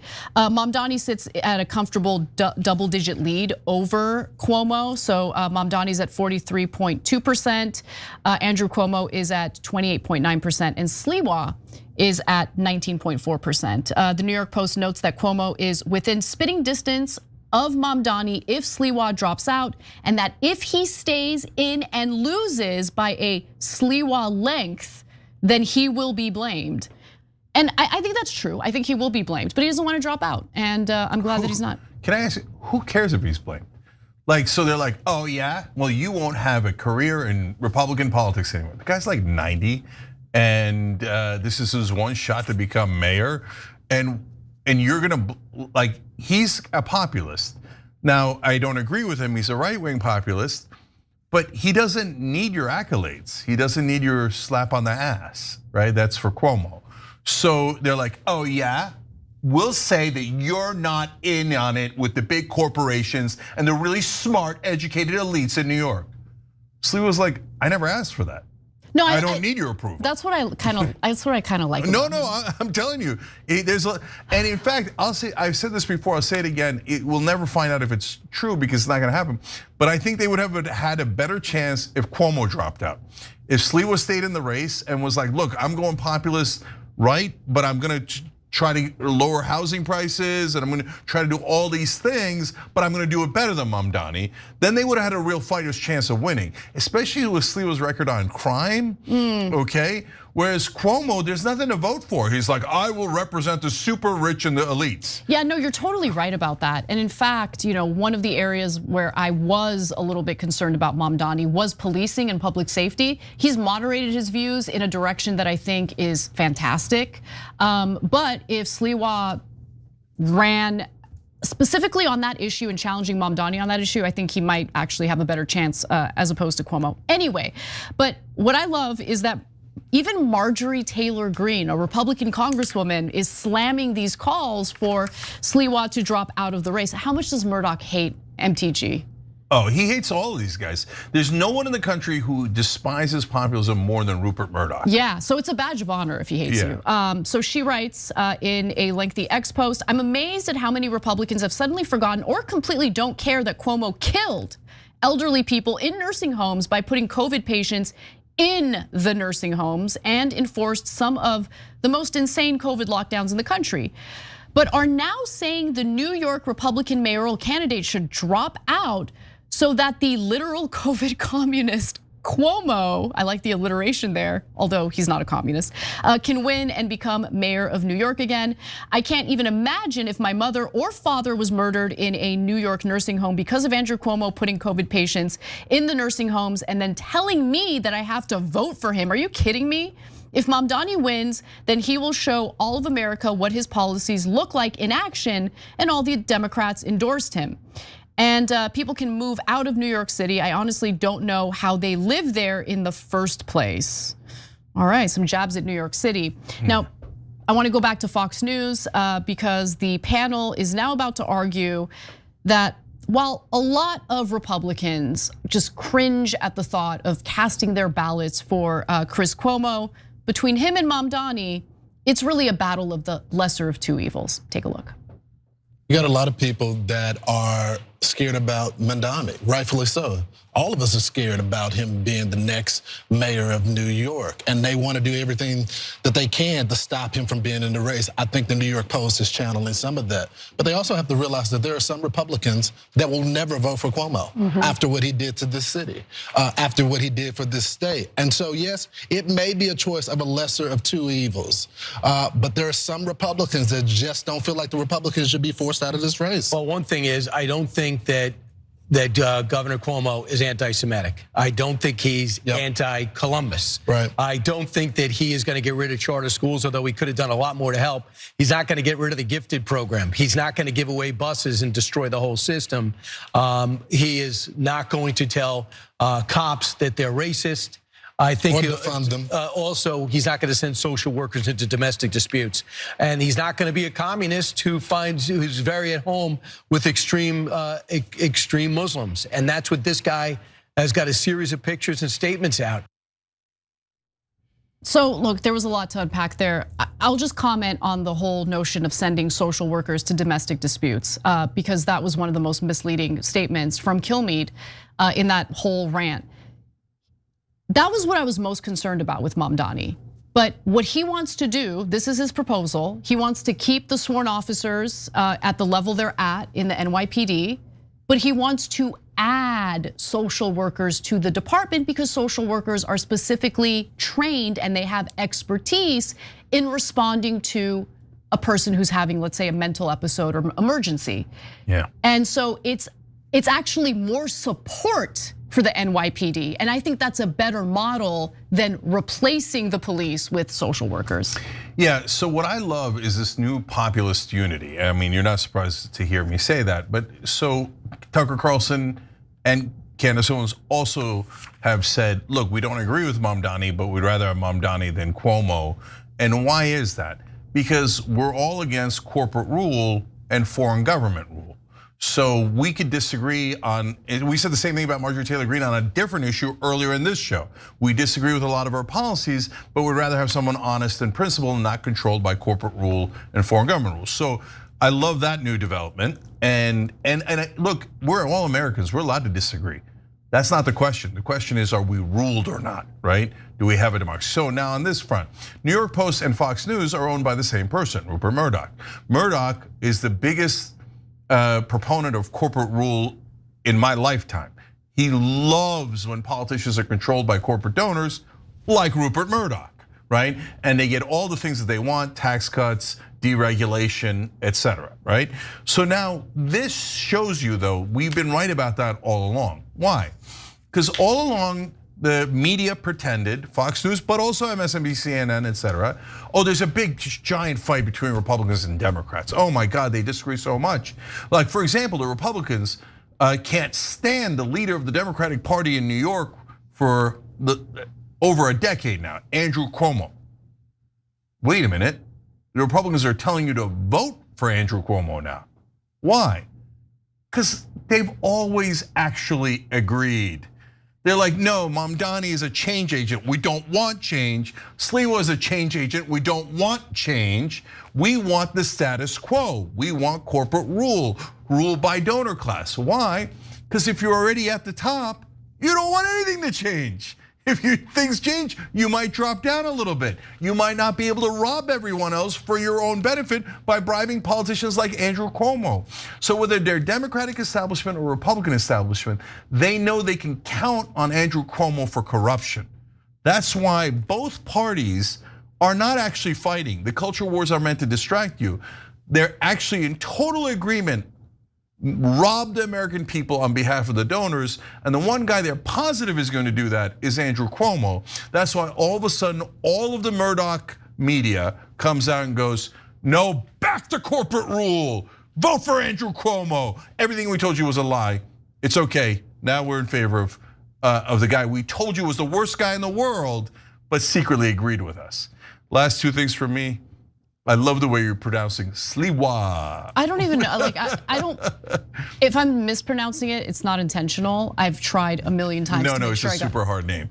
And I should know a thing or two about hard names. No, it's Sliwa. Sliwa. But you just say it quick, but you go Sliwa half the time. Do I really? Yeah, you do that sometimes. Anyways, you rewind. I got a little bit of flair, you know? Yeah, you do. You have a lot of flair. Yeah. Okay, so the last thing is, so if Mamdani wins and he gets into office, I'm curious how people are going to react when he doesn't murder everyone. When he doesn't like declare a Maoist revolution in New York City. Like, as they said, that's it. He's gonna nationalize everything. He's gonna turn New York communist. He's gonna slit the throats of everyone who is Jewish or whoever else. Ridiculous. So when he doesn't do any of that, are they going to be like, well, I know that when we've been covering them for decades. Fox News will come up with a new lie. And the people, the 90-year-olds watching Fox News will believe that lie just the same, even though their previous lie was preposterously wrong and proven wrong. So with that in mind, let's reset for another angle to this story, shall we? I believe Zohran Mamdani poses a danger to the security of the New York Jewish community. Mamdani's refusal to condemn insightful slogans like globalize the Intifada, his denial of Israel's legitimacy as a Jewish state, his call to arrest Israel's prime minister should he enter New York, and his thrice repeated accusation of genocide in Thursday's debate, for these and so many other statements, past, present, and unrepentant, he is a danger to the Jewish body politic of New York City. He's 100% correct. And some of the things that his father has talked about terrorism, cozying up to the imam, who definitely, if he wasn't an unindicted co-conspirator, he definitely spoke up in defense of some of the people that were charged there as well. Let's talk about that imam, shall we? Because it turns out that Zohran Mamdani, the mayoral candidate who appears poised to win the race in New York City, took a photo with someone, and that photo is being used to attack him. Now, this story is actually really fascinating. Lots of twists and turns, so buckle up. So we've talked a lot about these claims, like Mamdani's stance on globalize the Intifada before, so you can go back and watch our videos on that. However, the big thing Kilmeade and Jones in that Fox News clip we just showed you are making a big fuss about is this photo slash meeting that Mamdani had with an imam by the name of Siraj Wahaj, fun name, that's been making headlines over the weekend. So take a look at the photo. In the caption, you have Zohran Mamdani saying today at this venue, I had the pleasure of meeting with Imam Siraj Wahaj, one of the nation's foremost Muslim leaders and a pillar of the Bed-Stuy community for nearly half a century. I was also joined by CM Dr. Youssef Salam of Harlem, a beautiful Juma, yeah. Juma, okay. So anyway, who is this imam and why is this causing a stir, especially considering the fact that a lot of other mayoral candidates have been photographed with him and they weren't attacked the same way that Zohran Mamdani is. Really? Now, he's an alleged unindicted co-conspirator in the bombing of the World Trade Center in 1993, so that's being cited. That's according to the New York Times. However, there is nuance to this. He was never formally charged in the case, and some prosecutors have even gone so far as to accuse those of listing, have accused the list of conspirators in the attack as being too broad, right? Co-conspirators. Yeah. So that's what this imam was accused of. To qualify as a co-conspirator, the prosecutors are arguing the qualifications are too broad. Okay, can I just say the most obvious thing in the world? If he helped to bomb the World Trade Center in 1993, you think he's gonna be walking around free? I don't know. We're backing an Al-Qaeda terrorist in Syria right now. So but seriously. But seriously. No, but Muslims have no power. No, I get what you're saying. And who put the Al-Qaeda leader in? Israel and Turkey did, right? So it's like we helped them, though. Yeah, but because Israel ordered us to, right? It's so pathetic, man. So like this guy, if he actually helped to bomb the World Trade Center, we're not gonna be like, oh yeah, why don't you just be an imam in New York? No, they didn't charge him because they didn't have any evidence. Do you think this is a side note, sorry, but I need a little bit of therapy, I guess. Do you think I'm a little too obsessed with the fact that we are supporting an Al-Qaeda terrorist in Syria right now, and that we allowed him on US soil in New York City, by the way. No, you're not That's wrongly like, it makes obsessed by me that. really angry. Yeah, see, but that's the hilarious part. So that guy is an actual jihadi, and we're backing him because Israel's telling us to back him because he's giving Israel some portions of Western Syria. We're trying to normalize But Mamdani is like a normal Muslim who's trying to look out for New Yorkers, and they're calling him a jihadi, but not the actual, they actually support the actual jihadi. It's crazy. It's amazing. It really is crazy. Anyway, all right, well, back to this guy. So, look, I want to be as fair and accurate as possible. You know, this imam isn't really a saint either, right? So I want to give you the specific example. So Wahaj previously made homophobic remarks and defended individuals convicted in the 1993 bombing. That is not good. Some of whom attended his mosque. His son was sentenced to life in prison in 2018 for running a terror training compound in New Mexico. According to Reuters, however, it was Wahaj himself who tipped off the police to his son's whereabouts. So big credit for that. Well, there you go. See, because I was like, look, there's a reason why this guy is not in jail. And it's either because he didn't do anything wrong or he's secretly working with us. Yeah. And look, he turned his son in. I mean, what more do you want from the guy than turning his freaking son in? No, he did the right thing. So I'm just giving you guys all the information because I don't want anyone to think I'm like, holding back on sharing all the details here. So you have all the details. This is who the imam is. But here's what's even more important. So you have Andrew Cuomo, who's running against Mamdani, of course, and even Curtis Sliwa going after Mamdani for being photographed with this imam, right? So for instance, Cuomo says, for Zohran to think that he should be mayor of New York, the capital of acceptance and tolerance and diversity, the city and the state where the gay rights movement was birthed, the place that made history in passing same-sex marriage, the disconnect is so disturbing. No, whatever, dude. Okay, I don't think he's disturbed by that at all. And according to the New York Times, Cuomo called attention specifically to statements that the imam had made, where he cited the Prophet Muhammad in suggesting that if two gay men are found together, they should be killed. However, a recording of his remarks reveals that the imam quickly implored followers not to physically attack gay people. Quote, "You don't have that right." He can be heard saying, take a look. And you know, brothers and sisters, you know what the punishment is? If a man is found with another man. The Prophet Muhammad said, kill the sa'il and the maf'ul. The one who does it and the one to whom it is done to. Kill them both. Now let me stop here and say this. I don't want us to go get sticks and start running outside looking for homosexuals. Don't do that. No, we don't condone that. No, it's not right. Even if they were outside brothers and sisters, open homosexuals, you don't beat them up. You don't have that right. Let's go to them and invite them to Islam and make them feel uncomfortable, but don't beat them up.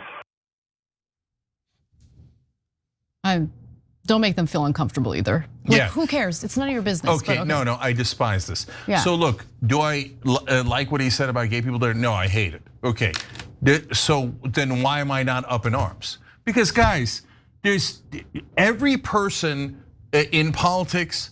It takes pictures with 1 million people. Yes, let me get to that. No, there's two different things. There's a picture thing which we're gonna get to in a second. But they only dig up stuff about candidates they want to eliminate.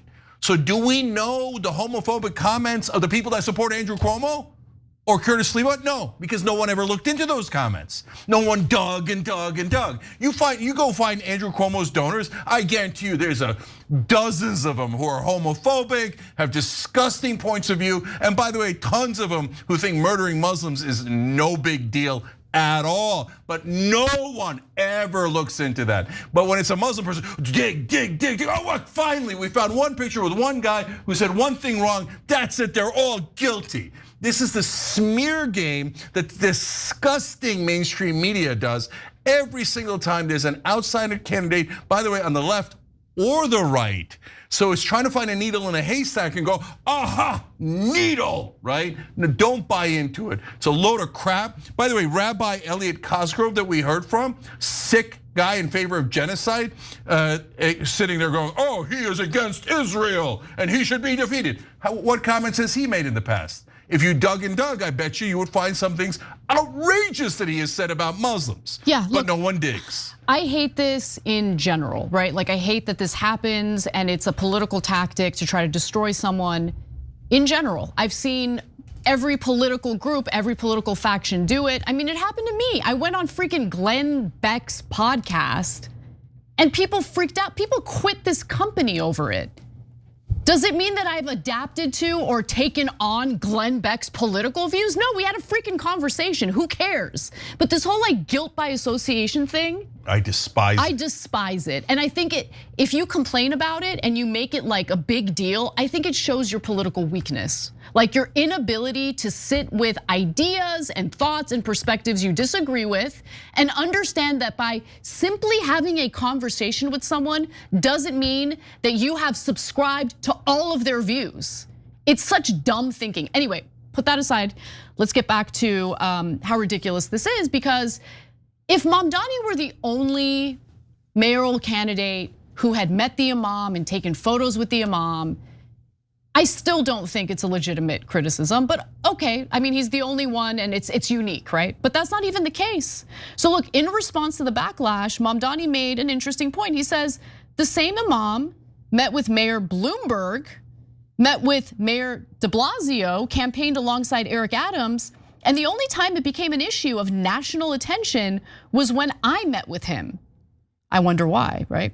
He continues, that's because of the fact of my faith and because I'm on the precipice of winning this election. I think he's right about that. And according to Jewish Insider, Bloomberg, who faced backlash for inviting the imam to a meeting with Muslim leaders back in 2009, later said that he would not have been likely to include the imam if he was aware of his background, even as the former mayor vowed to reach out to everybody during his time in office. And while de Blasio delivered remarks at Masjid al-Taqwa in 2021, it was unclear if he met with Wahaj while serving as mayor. For his part, Adams, meaning Eric Adams, appeared alongside him at an interfaith breakfast in 2015 when he was Brooklyn Borough president, though he does not appear to have previously campaigned with the imam as Mamdani suggested.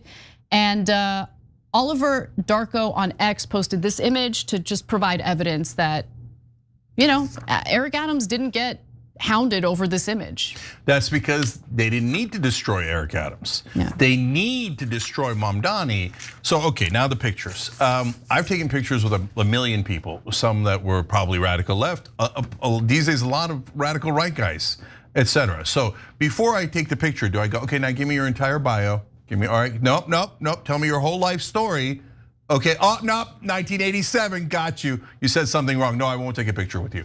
Okay, how about, well-known people I've taken pictures with. I took pictures with Ann Coulter after debating her on immigration. That must mean that you subscribe to all of her views. That's it, I now instantly agree with everything Ann Coulter says. In fact, at that same debate, it was moderated by Barry Weiss, who I have massive disagreements with on Israel. Nope, too late. Not only does that mean that I agree with everything she says about the genocide, sorry, Barry, that means you now agree with me on everything. Okay, so Barry Weiss thinks that Israel is a terrorist nation who has committed a disgusting genocide on Gaza and should get no funding from America from now on. She took a picture with me. Super based. She took a picture with me. Okay, here's another guy who I took a picture with. Rabbi Shmuley Botea. Oh, Cenk, don't do it. Don't expose yourself like that. Okay, we did a debate at Oxford and then we took a picture afterwards. That's it, I agree with it. And sorry, Rabbi Shmuley, you now agree with every single thing I have ever said, because guilt by picture. I wouldn't have even taken the picture, Cenk. I actually do judge you for that. Okay, well that's ironic. Okay, but guys, you see what they're doing here? What we're trying to expose is the games they play. Guilt by association, guilt by picture, and digging for needles in a haystack, selective digging, all of the things that the liars in mainstream media do, because they are not reporters and they're not doing news.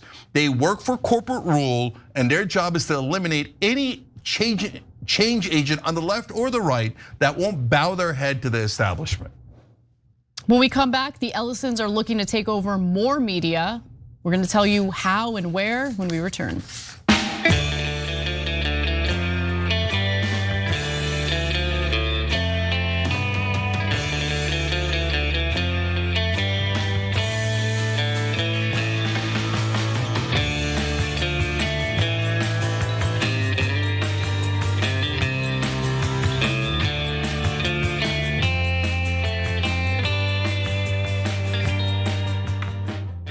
All right, guys, so don't forget, it is Medicare enrollment time, 707 TYT help.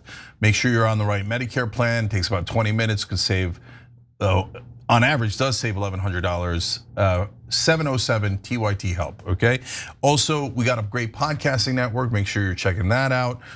So wherever you get your podcasts. Also, ring the bell if you can on YouTube. All right. Super chat. Drew Wilson says, if they're going to criticize Mamdani for that photograph, why don't they criticize Trump for his pictures with Epstein and Maxwell? Ooh, nice got job. him. Drew, I wish I had said that during the video. So nice job, Drew. That's pretty good. Yeah. That's pretty good. Qualcaracoisa writes in. Wait, what? This is my best effort at Portuguese accent. That sounded kind of impressive, but I don't know what Portuguese sounds like, so. Well, neither do I, obviously. Anyway, they wrote in twice here. First, they say, here from Brazil, we're hoping that Americans restore democracy and prevent the US government from continuing to make mistakes against its own people and against innocents around the world. Stay strong. Thank you. Then they wrote back in later. Persecution against politicians and accusations of anti-Semitism against critics of Israel also occur in Brazil. And we know that they do all these things in Brazil with American tax money. So yes, look, honestly, Israel has agents, assets, propagandists all across the world. And if you say anything that criticizes Israel, there's a group within every country, and they're not normal Jewish Brazilians, etc., who are physicists and plumbers and regular people. Don't ever take it out against Jewish people. But Israel plants pro-Israel people in each nation to bully, intimidate, and try to destroy anyone who criticizes Israel. Laura S says, nobody does this much renovation to a house they plan to leave in 3.5 years. Or 3.25 years. So referring to the renovations that Trump is doing. Laura, good point, but Trump wants to be able to say, I left the golden ballroom behind. I improved the White House. Not only that, he's got like a flair for interior design, right? Like it's not interior design that I'm into, like too much gold, too much gilded stuff, right? But he's like so into that. I remember doing a story about how he wanted like too much marble in one of his like private jets. And people were like, you can't, like it needs to be light because it needs to like, you can't do the marble, sorry. He's kind of obsessed about it. A little bit of a Ludwig II. Oh, I would be so miserable if my husband were like that. Like I want to make the interior design decisions. I don't want your input. And my husband doesn't want to give his input. It's fantastic, No, best neither marriage do I, ever. Yeah. 0083 says, Cenk, Anna, as we all know, Democrats are duplicitous cowards, and this is what being paid to lose looks like, referring to the budget showdown and the government shutdown. Totally right. Eclectic Miscellanea writes in, we definitely need to raise funds to change the screens behind Cenk and Anna into touchscreens so they can jump around and draw random lines and circles like the guys on cable news. And maybe they play Fruit Ninja too. Okay, I need to hit my calorie goals each day, and that would help. There you go. Just move around a lot. Okay. Auntie Lou writes in on YouTube member section. I dream of retirement, but now everything's so iffy to even be able to, if stock market crashes due to AI bubble, I will take a big hit. Auntie Lou, I'm so worried about that. Yeah, be careful. Lady AF says, I have mad respect for anyone who's bold enough to have some introspection and refocus to meet the day. Yes. MTG is doing great. Hell yeah. Good work.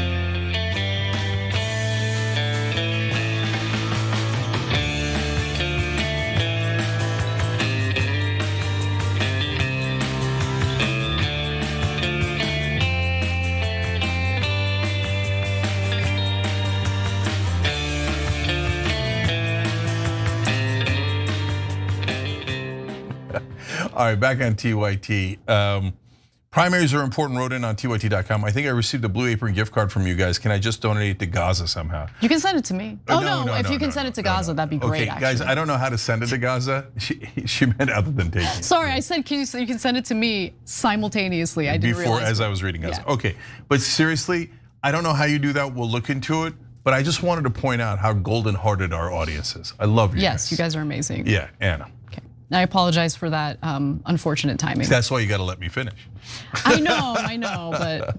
Anyways, keep going. Let's get to the next story. Warner Brothers, as you said, rebuffed Paramount Skydance's initial takeover around $20 a share for being too low, according to those familiar. So is this still a live deal? Are we expecting Paramount Skydance to come back? Well, it looks like Larry Ellison and his son David Ellison are still on a mission to take over the media in general. And this is on the heels of David Ellison's merger with Paramount Skydance. And so we'll see how it plays out. But it looks like David Ellison is now looking to acquire Warner Brothers. And that would be, in my opinion, pretty disastrous. It's too much media consolidation under one umbrella. So let's talk about Warner Brothers Discovery, what falls under that media conglomerate, which could potentially be acquired by David Ellison's Paramount Skydance. So take a look at this chart. So Warner is home to the movie and TV studios behind Sinners, Superman, and Harry Potter, as well as HBO and cable networks, including CNN and TNT. Now, Warner Discovery has been in the process of splitting itself into two separate companies. One would include its movie and TV production studios, HBO, and its streaming business. And the other would house all of its cable channels, which besides CNN and TNT include Discovery, Food Network, TBS, and others. And according to the Wall Street Journal, Warner Discovery chief executive David Zaslav told associates that he wanted to proceed with the split, and that such a deal is a better long-term bet for the shareholders because there would be many suitors for its studio and streaming assets. Plus, it does look like Zaslav is trying to get David Ellison to bid more per share in his attempts to acquire Warner Discovery. And so you're about to hear how that's like kind of working out and how that tactic is being deployed in this next clip. We had a Bloomberg report suggesting that Paramount made a $20 per share offer, which was rejected.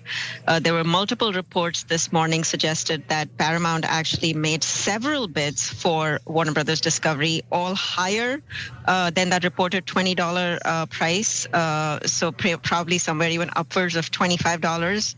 But again, those were rejected. So this is basically, really kind of forcing Paramount's hand to raise their price pretty significantly. We know it's been reported that, David Zaslav is seeking something like $40 per share for all of the company.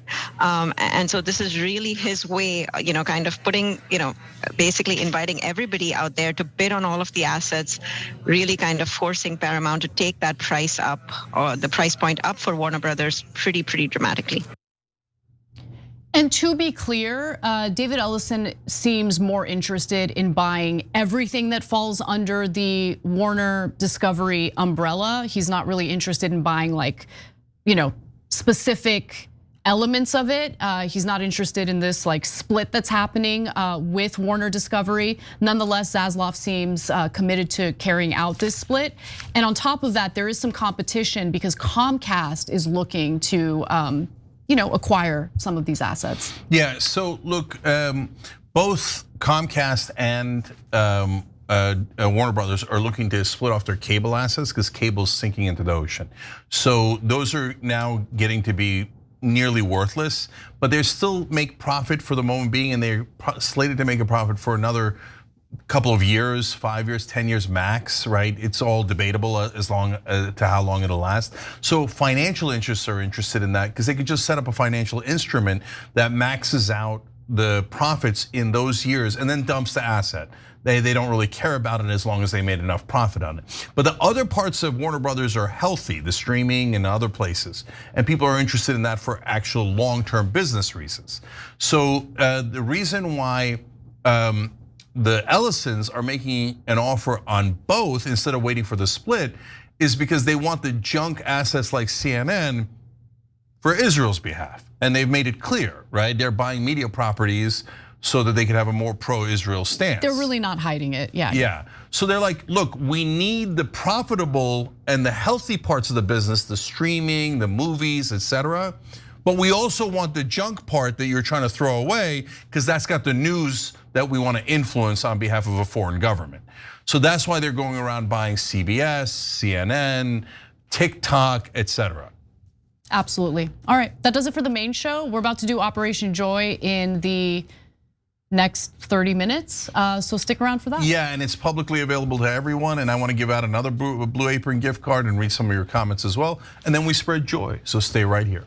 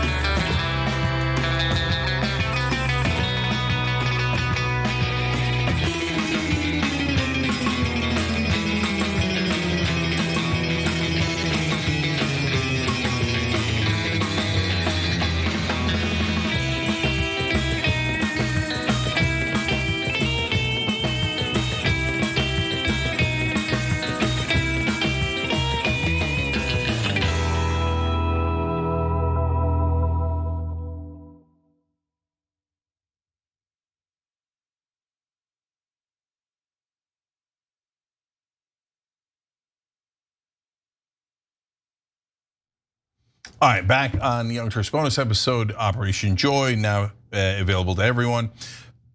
So first off, normally I read some comments from the show, I will. Then I'll get to some of the things that we talk about on this episode, including today we're gonna talk a little bit about pockets of happiness. Okay, so what is that? What do you do with it? We'll get to that in a second. And then we'll read some of your comments, which I love. All right, Drew Wilson, remember, wrote in on Super Chat earlier about a comment that I said I wish I made during the Mamdani story about Trump having pictures with Epstein and Maxwell. So Drew, I don't know if you remember, if you're still watching, but if you are, $100 Blue Apron gift card. Because whenever you make a comment that I think is great and that I wish I had made, that's a perfect time for a Blue Apron gift card. Or a compliment of me. Right, yeah, that that's gets the rewarded. cheating part. I'm gonna start ruling against that. Anyways. We've never given a Blue Apron gift card because I got complimented. I've tried, but Cenk stomps it. Today was borderline because someone got your joke, but okay. No, hold on. It wasn't even a joke. It was, honestly, at this point, considering how hot that song was like decades ago, new and obscure lyric that I had recited, poorly, by the way. Okay, by the way, I missed it. What was the lyric? It was a lyric from Tool, the song The Pot, which, by the way, ironically, that was a song I was listening to yesterday when I was accosted by a woman judging me for my views on Israel. Well, anyways, I will allow it. But Drew, if you're a member, rewards@tyt.com, you gotta be a member to win it. But your $10 super chat could turn into $100, so nicely done. Did you listen to Tool at all? No. No? I mean, I might have accidentally, but I'm not familiar with their work. You remember, I know nothing about music. Although I wound up accidentally apparently having pretty good taste because my favorite is Chuck Berry, and people are like, oh my God. They're like, oh, well, that's, legendary rock and stuff. And my favorite is that I was making fun of myself for liking the Pointer Sisters growing up. I like the Pointer Sisters. And well, it turns out now in retrospect, they're like, what are you talking about? They're a cool African-American band from the back in the day for la la la. And I'm like, oh, now all of a sudden I'm cool. Okay, anyways. No, trust me, I'm not cool. No, they know. We all know. Yeah, all right, a couple of comments here and then we'll go. Mike's Old School Mixes on YouTube member section says, we're afraid of lower food, housing, and public transportation prices. Wow, people are truly stupid. It's because Fox News is trying to scare people about Mamdani's policies. He's gonna have lower food and housing and public transportation prices. Doesn't that sound terrible? And everybody's like, oh, okay, I guess I'll vote for Mamdani. So they're accidentally doing ads for him, which a lot of people pointed out. But I want to go to tyt.com. members, because first of all, speaking of super chats, the Phoenix wrote in, I have 2 unredeemed $100 gift cards from Jenk. Can I give them to Anna to gift it to clever commenters in the TYT members section? Oh no. Okay, and by the way, Navinix wrote that in before you said, hey, I'll take the $100 Blue Apron gift card. But I like that proposal more, okay? I don't need the gift card for myself, but I like the idea of having the independence to decide who gets at least 2 of those cards. Yeah. All right, last 2 here. Art Guy says, the establishment is utterly terrified of Mamdani opening the floodgates of reasonable people with reasonable policies entering politics. Totally. They're like, no, keep out reasonableness and serving the people. And last one, and by the way, there's so many great comments here. Sorry, guys, we got to move on to Operation Joy. So the last one's Helen 007. Jordan Ewell was at a Cuomo protest yelling, Cuomo grabbed fannies and killed grannies. Is that true? Did Jordan do that? Because that's hilarious. That's, to be fair, that's Curtis Sliwa's comment. Okay. That was the best quote of his entire life. It was so good. Yeah, but to be fair to him, it was one of the better political quotes in a long time. Yeah. All right, so what's a pocket of happiness? So we've talked about this in the past Operation Joys, and part of the reason I'm bringing it up now is because I want to see if any of you did it at all. So write in if you did. Okay, here, Anna, I'll give you the iPad. So pocket of happiness is when I asked you guys, take some period of time out from your day, 1 minute, 5 minutes, if you want to go nuts, an hour, but you don't need it. Like, that's great, that's wonderful. And you could go up to that if you want. You can go up to 24 hours if you want. But just take a minute or 2 every day, or for God's sake, just try it once, right? To put out all the negative thoughts in your head. They don't go away, guys. We're never naive, okay? They still exist, and you're gonna go back to them after you're in your cute little pocket, right? But go into the pocket for a couple of minutes and think only positive thoughts. And so is that gonna change your life miraculously? Is it the secret? No, but it's gonna give you 2 minutes or 5 minutes more of happiness that you didn't have before, and you get it every day, and it's guaranteed. So maybe you can't do it, and that's normal, by the way. Don't ever stress out about any of these, and of course they're all optional. You're not forced into doing any of these. I'm gonna force to be a little bit happier as you go along, right? So, and then I thought, pocket of happiness, P-O-H, Po. I'm like, yeah, Popo? Get a little Popo for yourself? Don't look at me. Don't look at me for validation, please. Don't do it. No, she's not buying it. No. You don't have to have a nickname for everything. I think I do. By the way, every pocket is a pocket of happiness. You know what I'm talking about, ladies. When you buy that dress and you don't know that it has pockets, and then you suddenly discover it has pockets, it's the best feeling in the world. Pockets of joy. Speaking of validation, our producer Alyssa from the control room, when Anna said that, went like, yes! We have stuff too. We need to store our stuff. See, pockets of Popo. Pockets of happiness. Okay. 2 different kinds of pockets. All right, anyways. All right, I have comments and I want to talk about another things kind of lesson. I gotta come up with better names. It's been like a year and I still haven't. Yeah. Okay, So let me read a couple and then you read responses from today. You guys can send in comments as we talk. Michael Napin writes in, for more than 10 years, I've been president of the Homeowners Association. Please don't hate me now, Anna. Oh no, Michael. Okay, so Michael's like our biggest supporter online. I see your retweets and your likes, brother, and I love it. Al Belzo too, longtime viewer of the show. Yeah. Al and Michael are they're just top tier. Yeah, and they're on X and they're supporting, and I love it, and help out if you can. That's awesome. So anyway, let Michael continue. For more than half a decade, we've been pressing my neighbors to clean their adjacent garden and trim the protected endemic palm trees without much success. Likely because we stopped them from turning the green zone into a parking lot. Year after year, I made sure that it was put back on the agenda. Today, I can tell you with all the joy of the world, the garden has been cleaned and the palm trees trimmed. Lesson of joy, never give up, never surrender, applies to Jenks Revolution too. Now wait, hold on, don't show the picture yet. I'm gonna show you the pictures of what he was trying to fix and then what it looks like when it's fixed. And when you see the pictures, you're gonna go, attaboy, Michael, way to go. Watch this. On the left is the mess that he was trying to fix. What is that? This looks junky, nothing. On the right is what it looks like now. That is very nice. Which looks gorgeous.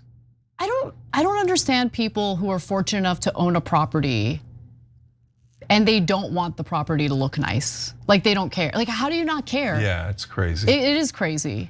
Anyways, Michael, I'm super proud of you, brother. You should be joyous about that. I hate how every little thing needs to be licensed, right? Like, let me just paint the freaking hallway for free.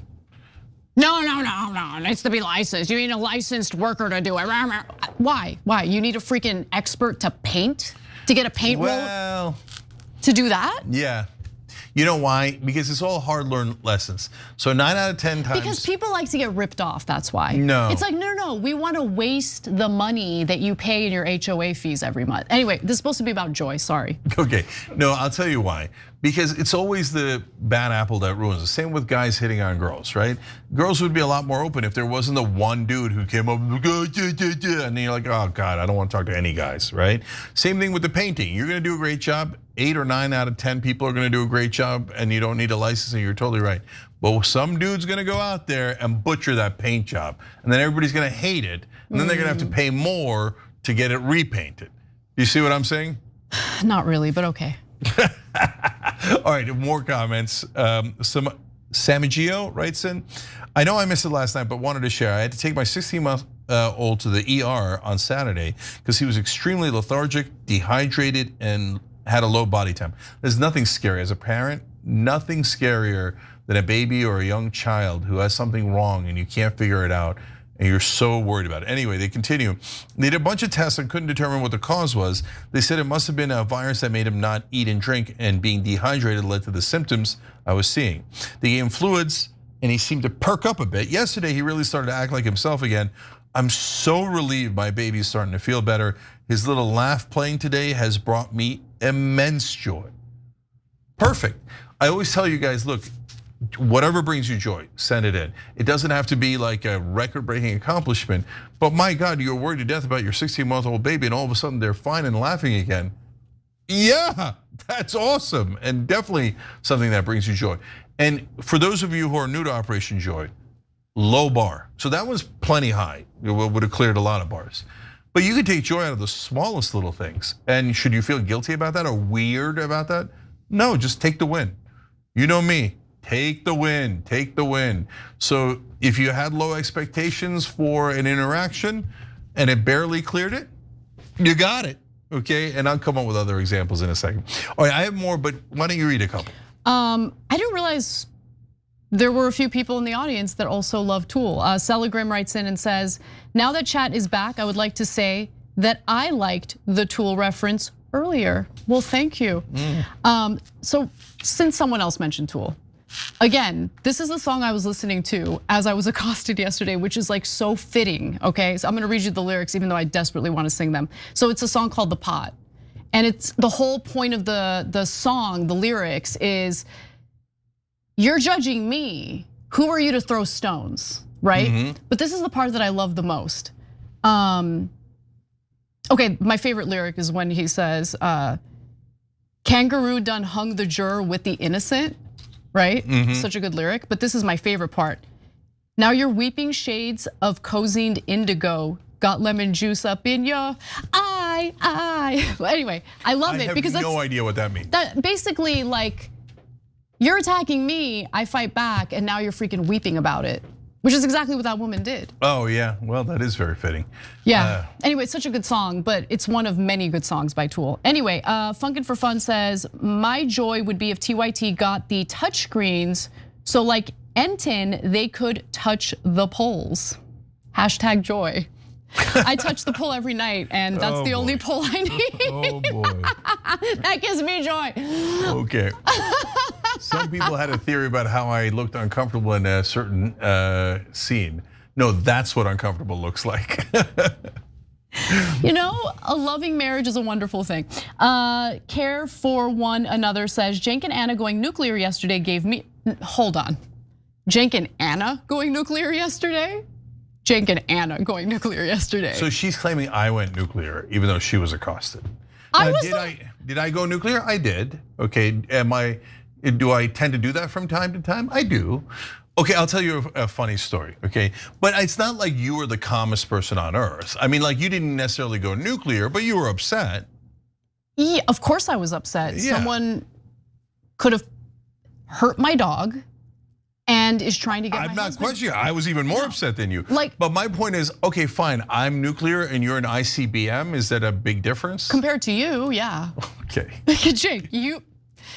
Anyway, all right. So anyway, I'm gonna read the rest of the comment. Allow me to explain. I of course respect their viewpoints and passion, but I also love that I just realized they remind me of Ralph and Alice from The Honeymooners. Now I can't unsee it and find it extremely endearing. I don't know what that means. Wait, who said it? This is Care for One Another.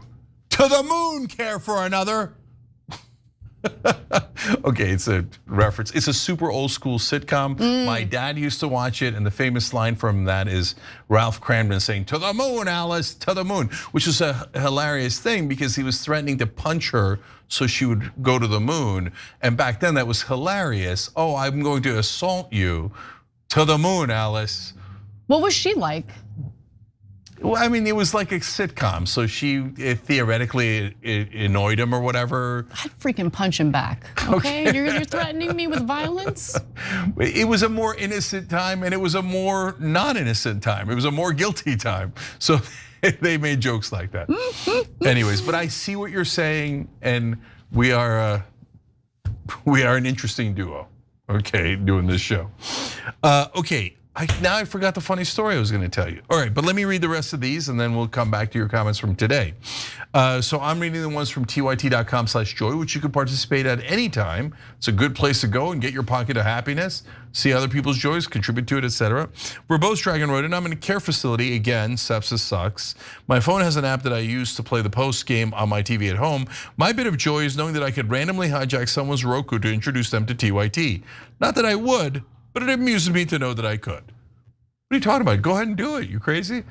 Okay. Anyways, by the way, guys, we're on Roku, Samsung, LG, YouTube TV, etc. Whenever you get a chance, you're at a place where they could put TYT up at a bar, a restaurant, a public area. Ask them to turn to TYT. So in the old days, they all had cable. Now they all have all of these platforms, which we're on, and have a 24-hour channel on. Anyway, we hope you get better. Thank you for the message, we appreciate it. Last one is from Jason, who's part of Operation Hope and an awesome guy. He said, I was able to get into the Rocky Mountain National Park visit during the shutdown. The governor of Colorado may have allocated state funds since the park is so vital to tourism. Yay, and then he includes a picture, okay? Jason's the one on the left. You can see him on the Operation Hope working groups. If you join that on Wednesdays at 8:30 p.m. Eastern, and there they are having fun. Love it. I gotta go to a national park. Well, I mean, obviously it's a little difficult right now with the government shutdown, but it helps you remember how beautiful this country is. Our national parks are incredible. Anyway, and that gives me joy. Yeah. Okay. And Jason too. I've got two kind of long ones. I'll start with Irish Fiddle Dragon, who says, I was visiting family in the southern Virginia mountains last weekend, and I wasn't sure there would be a No Kings rally anywhere. I found one in Danville, Virginia, a town with some heavy Civil War history.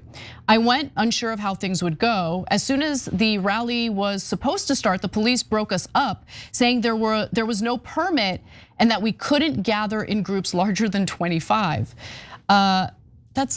Anyway, okay. So there was no real leader there, but organically, we all agreed to break up in clusters of 25. This is so smart. And we stationed ourselves up and down the main street. I was worried that we would get pushback, and we only got a few middle fingers, mostly people who were driving up and down Main Street, honking and cheering us on. Even one of the patrolling police officers waved at us. It gave us such hope and joy that in this small southern city that would never make the news, it was so clear that they were aware and were on the same side as this New York Yankee. I think we're going to win. That's awesome. Go. I love when people are just out talking to real people in real life, whether it's a demonstration or like a bowling team. I don't know and I don't care. Go talk to like real people, because that gives you a better sense of where the country's at and what the people of this country are actually like, as opposed to like sitting in front of a screen and having like a bunch of freaking hacks with partisan brain rot scare you about your fellow Americans. Yeah, and I love the working together part. Yeah. Okay, so here's another mission, whatever thing that we've talked about in the past that I wanted to bring up. And so by the way, again, it's obvious that none of you did the pocket of happiness ever. Okay, not even for a minute. If you have, write in, but so far we haven't seen it. And I'm shaming you. No, I'm kidding. Like I told you don't have to do it. And so far, us just reading these comments of the things that gave you joy, it's already awesome. So another thing we talked about in the past is that two things can be true at the same time. So, as you have lots of issues in your life, I assume I have lots of issues in my life. Almost everyone does. So then that gets us into a state of mind of, well, then I have to be super stressed about it, right? Or there's something terrible going on in the world, Gaza, and so then I have to be upset about that. Or hey, Trump is being too authoritarian, and I'm upset about that. Okay, well, so then I have to be upset. Well, yes and no. Two things can be true at the same time. So you could be upset about that, but at the same time, there's positive things in your life. So you are making a choice every time to focus on the negative or the positive. So I know that it's a little annoying for me to tell you that, because then it feels like, wait, you're putting it on me, right? But in reality, we all make those decisions either consciously or subconsciously. So if you're either consciously or subconsciously constantly choosing to be upset or stressed, etc., while totally understandable and totally legitimate, right? It's not necessarily the best thing for you. You could also from time to time try focusing on the things that are going positive in your life, right? Because, and it's not just about different things. Remember, one event can be viewed from several different angles. And you could look at it and go, oh, the live chat today was down earlier, so that sucks and that's negative. Or you could look at it like, hey, our tech team did a great job and brought it back up, especially in time for Operation Joy, so you guys could write in your stories about joy and we could read it and more people can benefit from that. So which way should we choose to view it? Should we do a live chat on it? Should we view it in a negative light or a positive light? And by the way, you don't even have to make a choice. You could view it in both ways. So I can go after the show and ask the tech team, hey guys, what went wrong? Not to blame them, but to ask so it doesn't happen again and we could fix it ahead of time, etc. And see the negative side of it and deal with it in a practical world. And then also at the same time go, attaboy, way to get it back up. That's what she said. And okay, we're all being inappropriate today. Okay. Because you did the poll thing, I felt like I had to do it during joke. I'm blaming it on you. I'm blaming it on you. You're supposed to be better than that, James. Okay, I'm not better than that. Okay, so anyways, those are all choices. You could make one or the other or both. Please try to be positive from time to time for your own sake. 19 Snowflakes writes in and says, I'm walking out the door to go run a county Democratic meeting. I'm a diehard progressive trying to change things from within. It's hard. Believe me, we know. But I love you all and I'm so glad to have you. You provide me joy every day. My joy is the love of my life, my family and friends. Live each day fully and be grateful for it. There's so much to be angry and stressed about, and maybe dark days are ahead, but right now, appreciate right now. Side note, great song by Van Halen and Sammy Hagar. Also, I love Tool. I love you. Super happy. By the way, you're Gen X, like you should totally like love Tool. Okay, I'm guilty again. I confess. You probably I should love Tool. You probably do love Tool, you just don't know it's Tool. I should be obligated to love Tool, but yet here I am, a heretic once again. I'm gonna send you some songs. Okay. Yeah, I probably know some of their songs. It's just when I listen to the radio, I'm not like, oh, and by the way, I'm not mocking this because most people do it. Since I don't care about music, I'm not like, oh, I wonder who sang that. Oh, I wonder what else they sing. It's not that happens like 0.01% of the time. Okay, there's a song that goes, who are you to raise your finger? Yeah, raise your finger. You must have been out of your head. I can't sing like the lyrics. No, that's true. You cannot. No, sing. It's really bad. Okay. I hold deep in muddy waters. You practically raise the dead. Nope, couldn't tell from that at all. I mean, I'm now curious when you send me the real song. If I'm like, oh, I know that song. Do any of you know that song? No. No. They're kids. So they're out of love, guys. They're not Gen X. Oh my God, I'm so old. I'm so old. It's so depressed. But you're older than me. You should know. Anyway, let me read the rest of this. So depressing.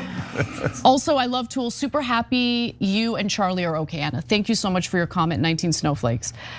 True Sight Dragon says, last week my boys were on fall break with me. I started the week out sick and that got the whole week out of whack. I had all these things we needed to get done that just ended up falling by the wayside. It came down to the end of the week and rather than fighting to fit too much into one day or just bemoaning how the things didn't get done, I pivoted. I ended up taking my boys to Turkey Run State Park for the first time. We went hiking and I was able to do a 1.7-mile rugged trail with them despite my health limitations. They wondered, my bad. They wondered at the natural features and loved the nature and the changing leaves. It was the perfect way to spend my last day of fall break with them. Girl, you crazy. You even considered using the last day of fall break to do errands and stuff? No. Unacceptable. I'm glad that you made the right decision here. Yeah, there's been days where I had to do a lot of things. This is mainly in the past, because these days I don't have a choice at all. If I gotta do something, I gotta do it, right? But you've made your bed. No, I hear you. I did. I didn't make it well, but I made it. So, anyways, but in the old days, sometimes I'd go, you know what? That's it. I'm playing hooky, and instead of doing errands, I run away and watch a movie by myself in the movie theater. Oh my God, I love that so much. Pocket of happiness. Okay, and that was a rather large pocket. You can go for a bunch of hours. I love going to the movies by myself, but I haven't done it so long because of the kids. I'm gonna go see like an anime thing tomorrow night. Oh, you are a little anime thing. I mean, I'm not in the anime scene much, no. But I got invited, and it's a social outing, and I think it's good to be social. Look at Anna doing a social outing. That is not that normal. I'm more social than you think with my dog. You know what? I'm just kidding. No. You might be. You might be. You probably go out on more double dates, more this, more that than I do. Yeah. I mean, who am I to talk? The biggest glass house of all time. This is me like 85% of the day. It's true. Oh, I got another tweet. Oh, I gotta read. I gotta do an email. I gotta do a contract. Gotta do a call. Oh, the calls are the worst. Oh my God, my day's filled with calls. That's terrorism. Yeah, you know who made me do it? Mamdani. He's gonna make you take phone calls every single day from now until forever. Anyway, the rest of the comment. Jack is my Mamdani.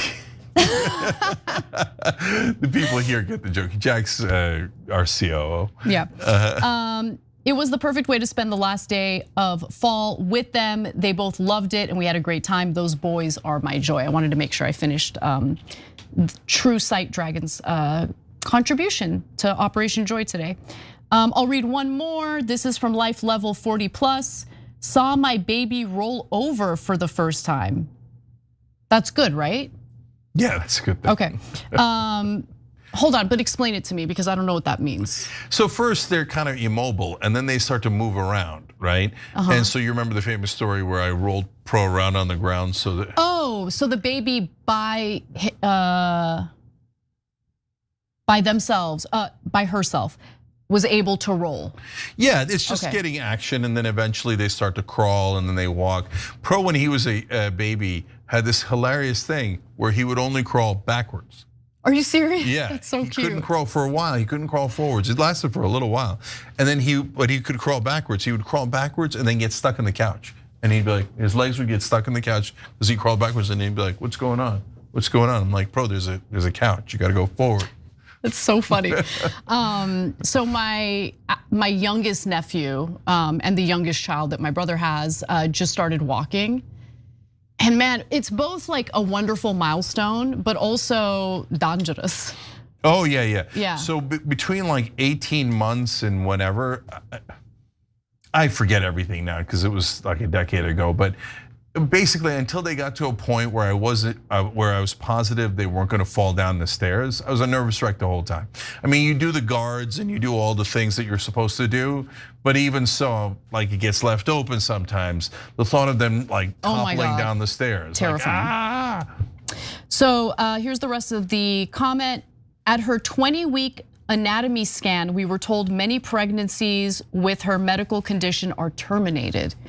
She brings me joy every time I look at her, even when she's crying at 3 a.m. You were meant to be a parent, definitely. I don't want any of that 3 a.m. stuff. Yeah, the 3 a.m. stuff's pretty tough. Man, if you like the 3 a.m. stuff, nice job. Because that means, like Anna said, you're meant to be a parent, so soak it in. Yeah. Because a lot of people are not soaking it in at 3 in the morning when the baby won't stop crying. That's another Pro specialty. Oh, we have a theory as to why that happened.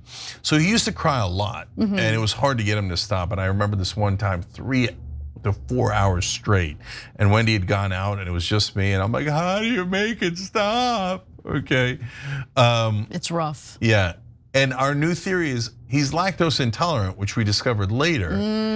But if you're lactose intolerant from day one, that could make you really gassy and really uncomfortable when you're a baby. Yeah, well, literally, poor baby. Yeah. So now he's a middle linebacker, so it's okay. He makes other people uncomfortable. Anyway, that's it. That's all we have. Okay, we gotta go. All right, guys, so back to Revolution tomorrow, but for today, a little bit of joy. That's what we do on Tuesdays. Much love, and this is the one time in the week now we get to do it together. Oh no, that's true. Yeah. Bye-bye.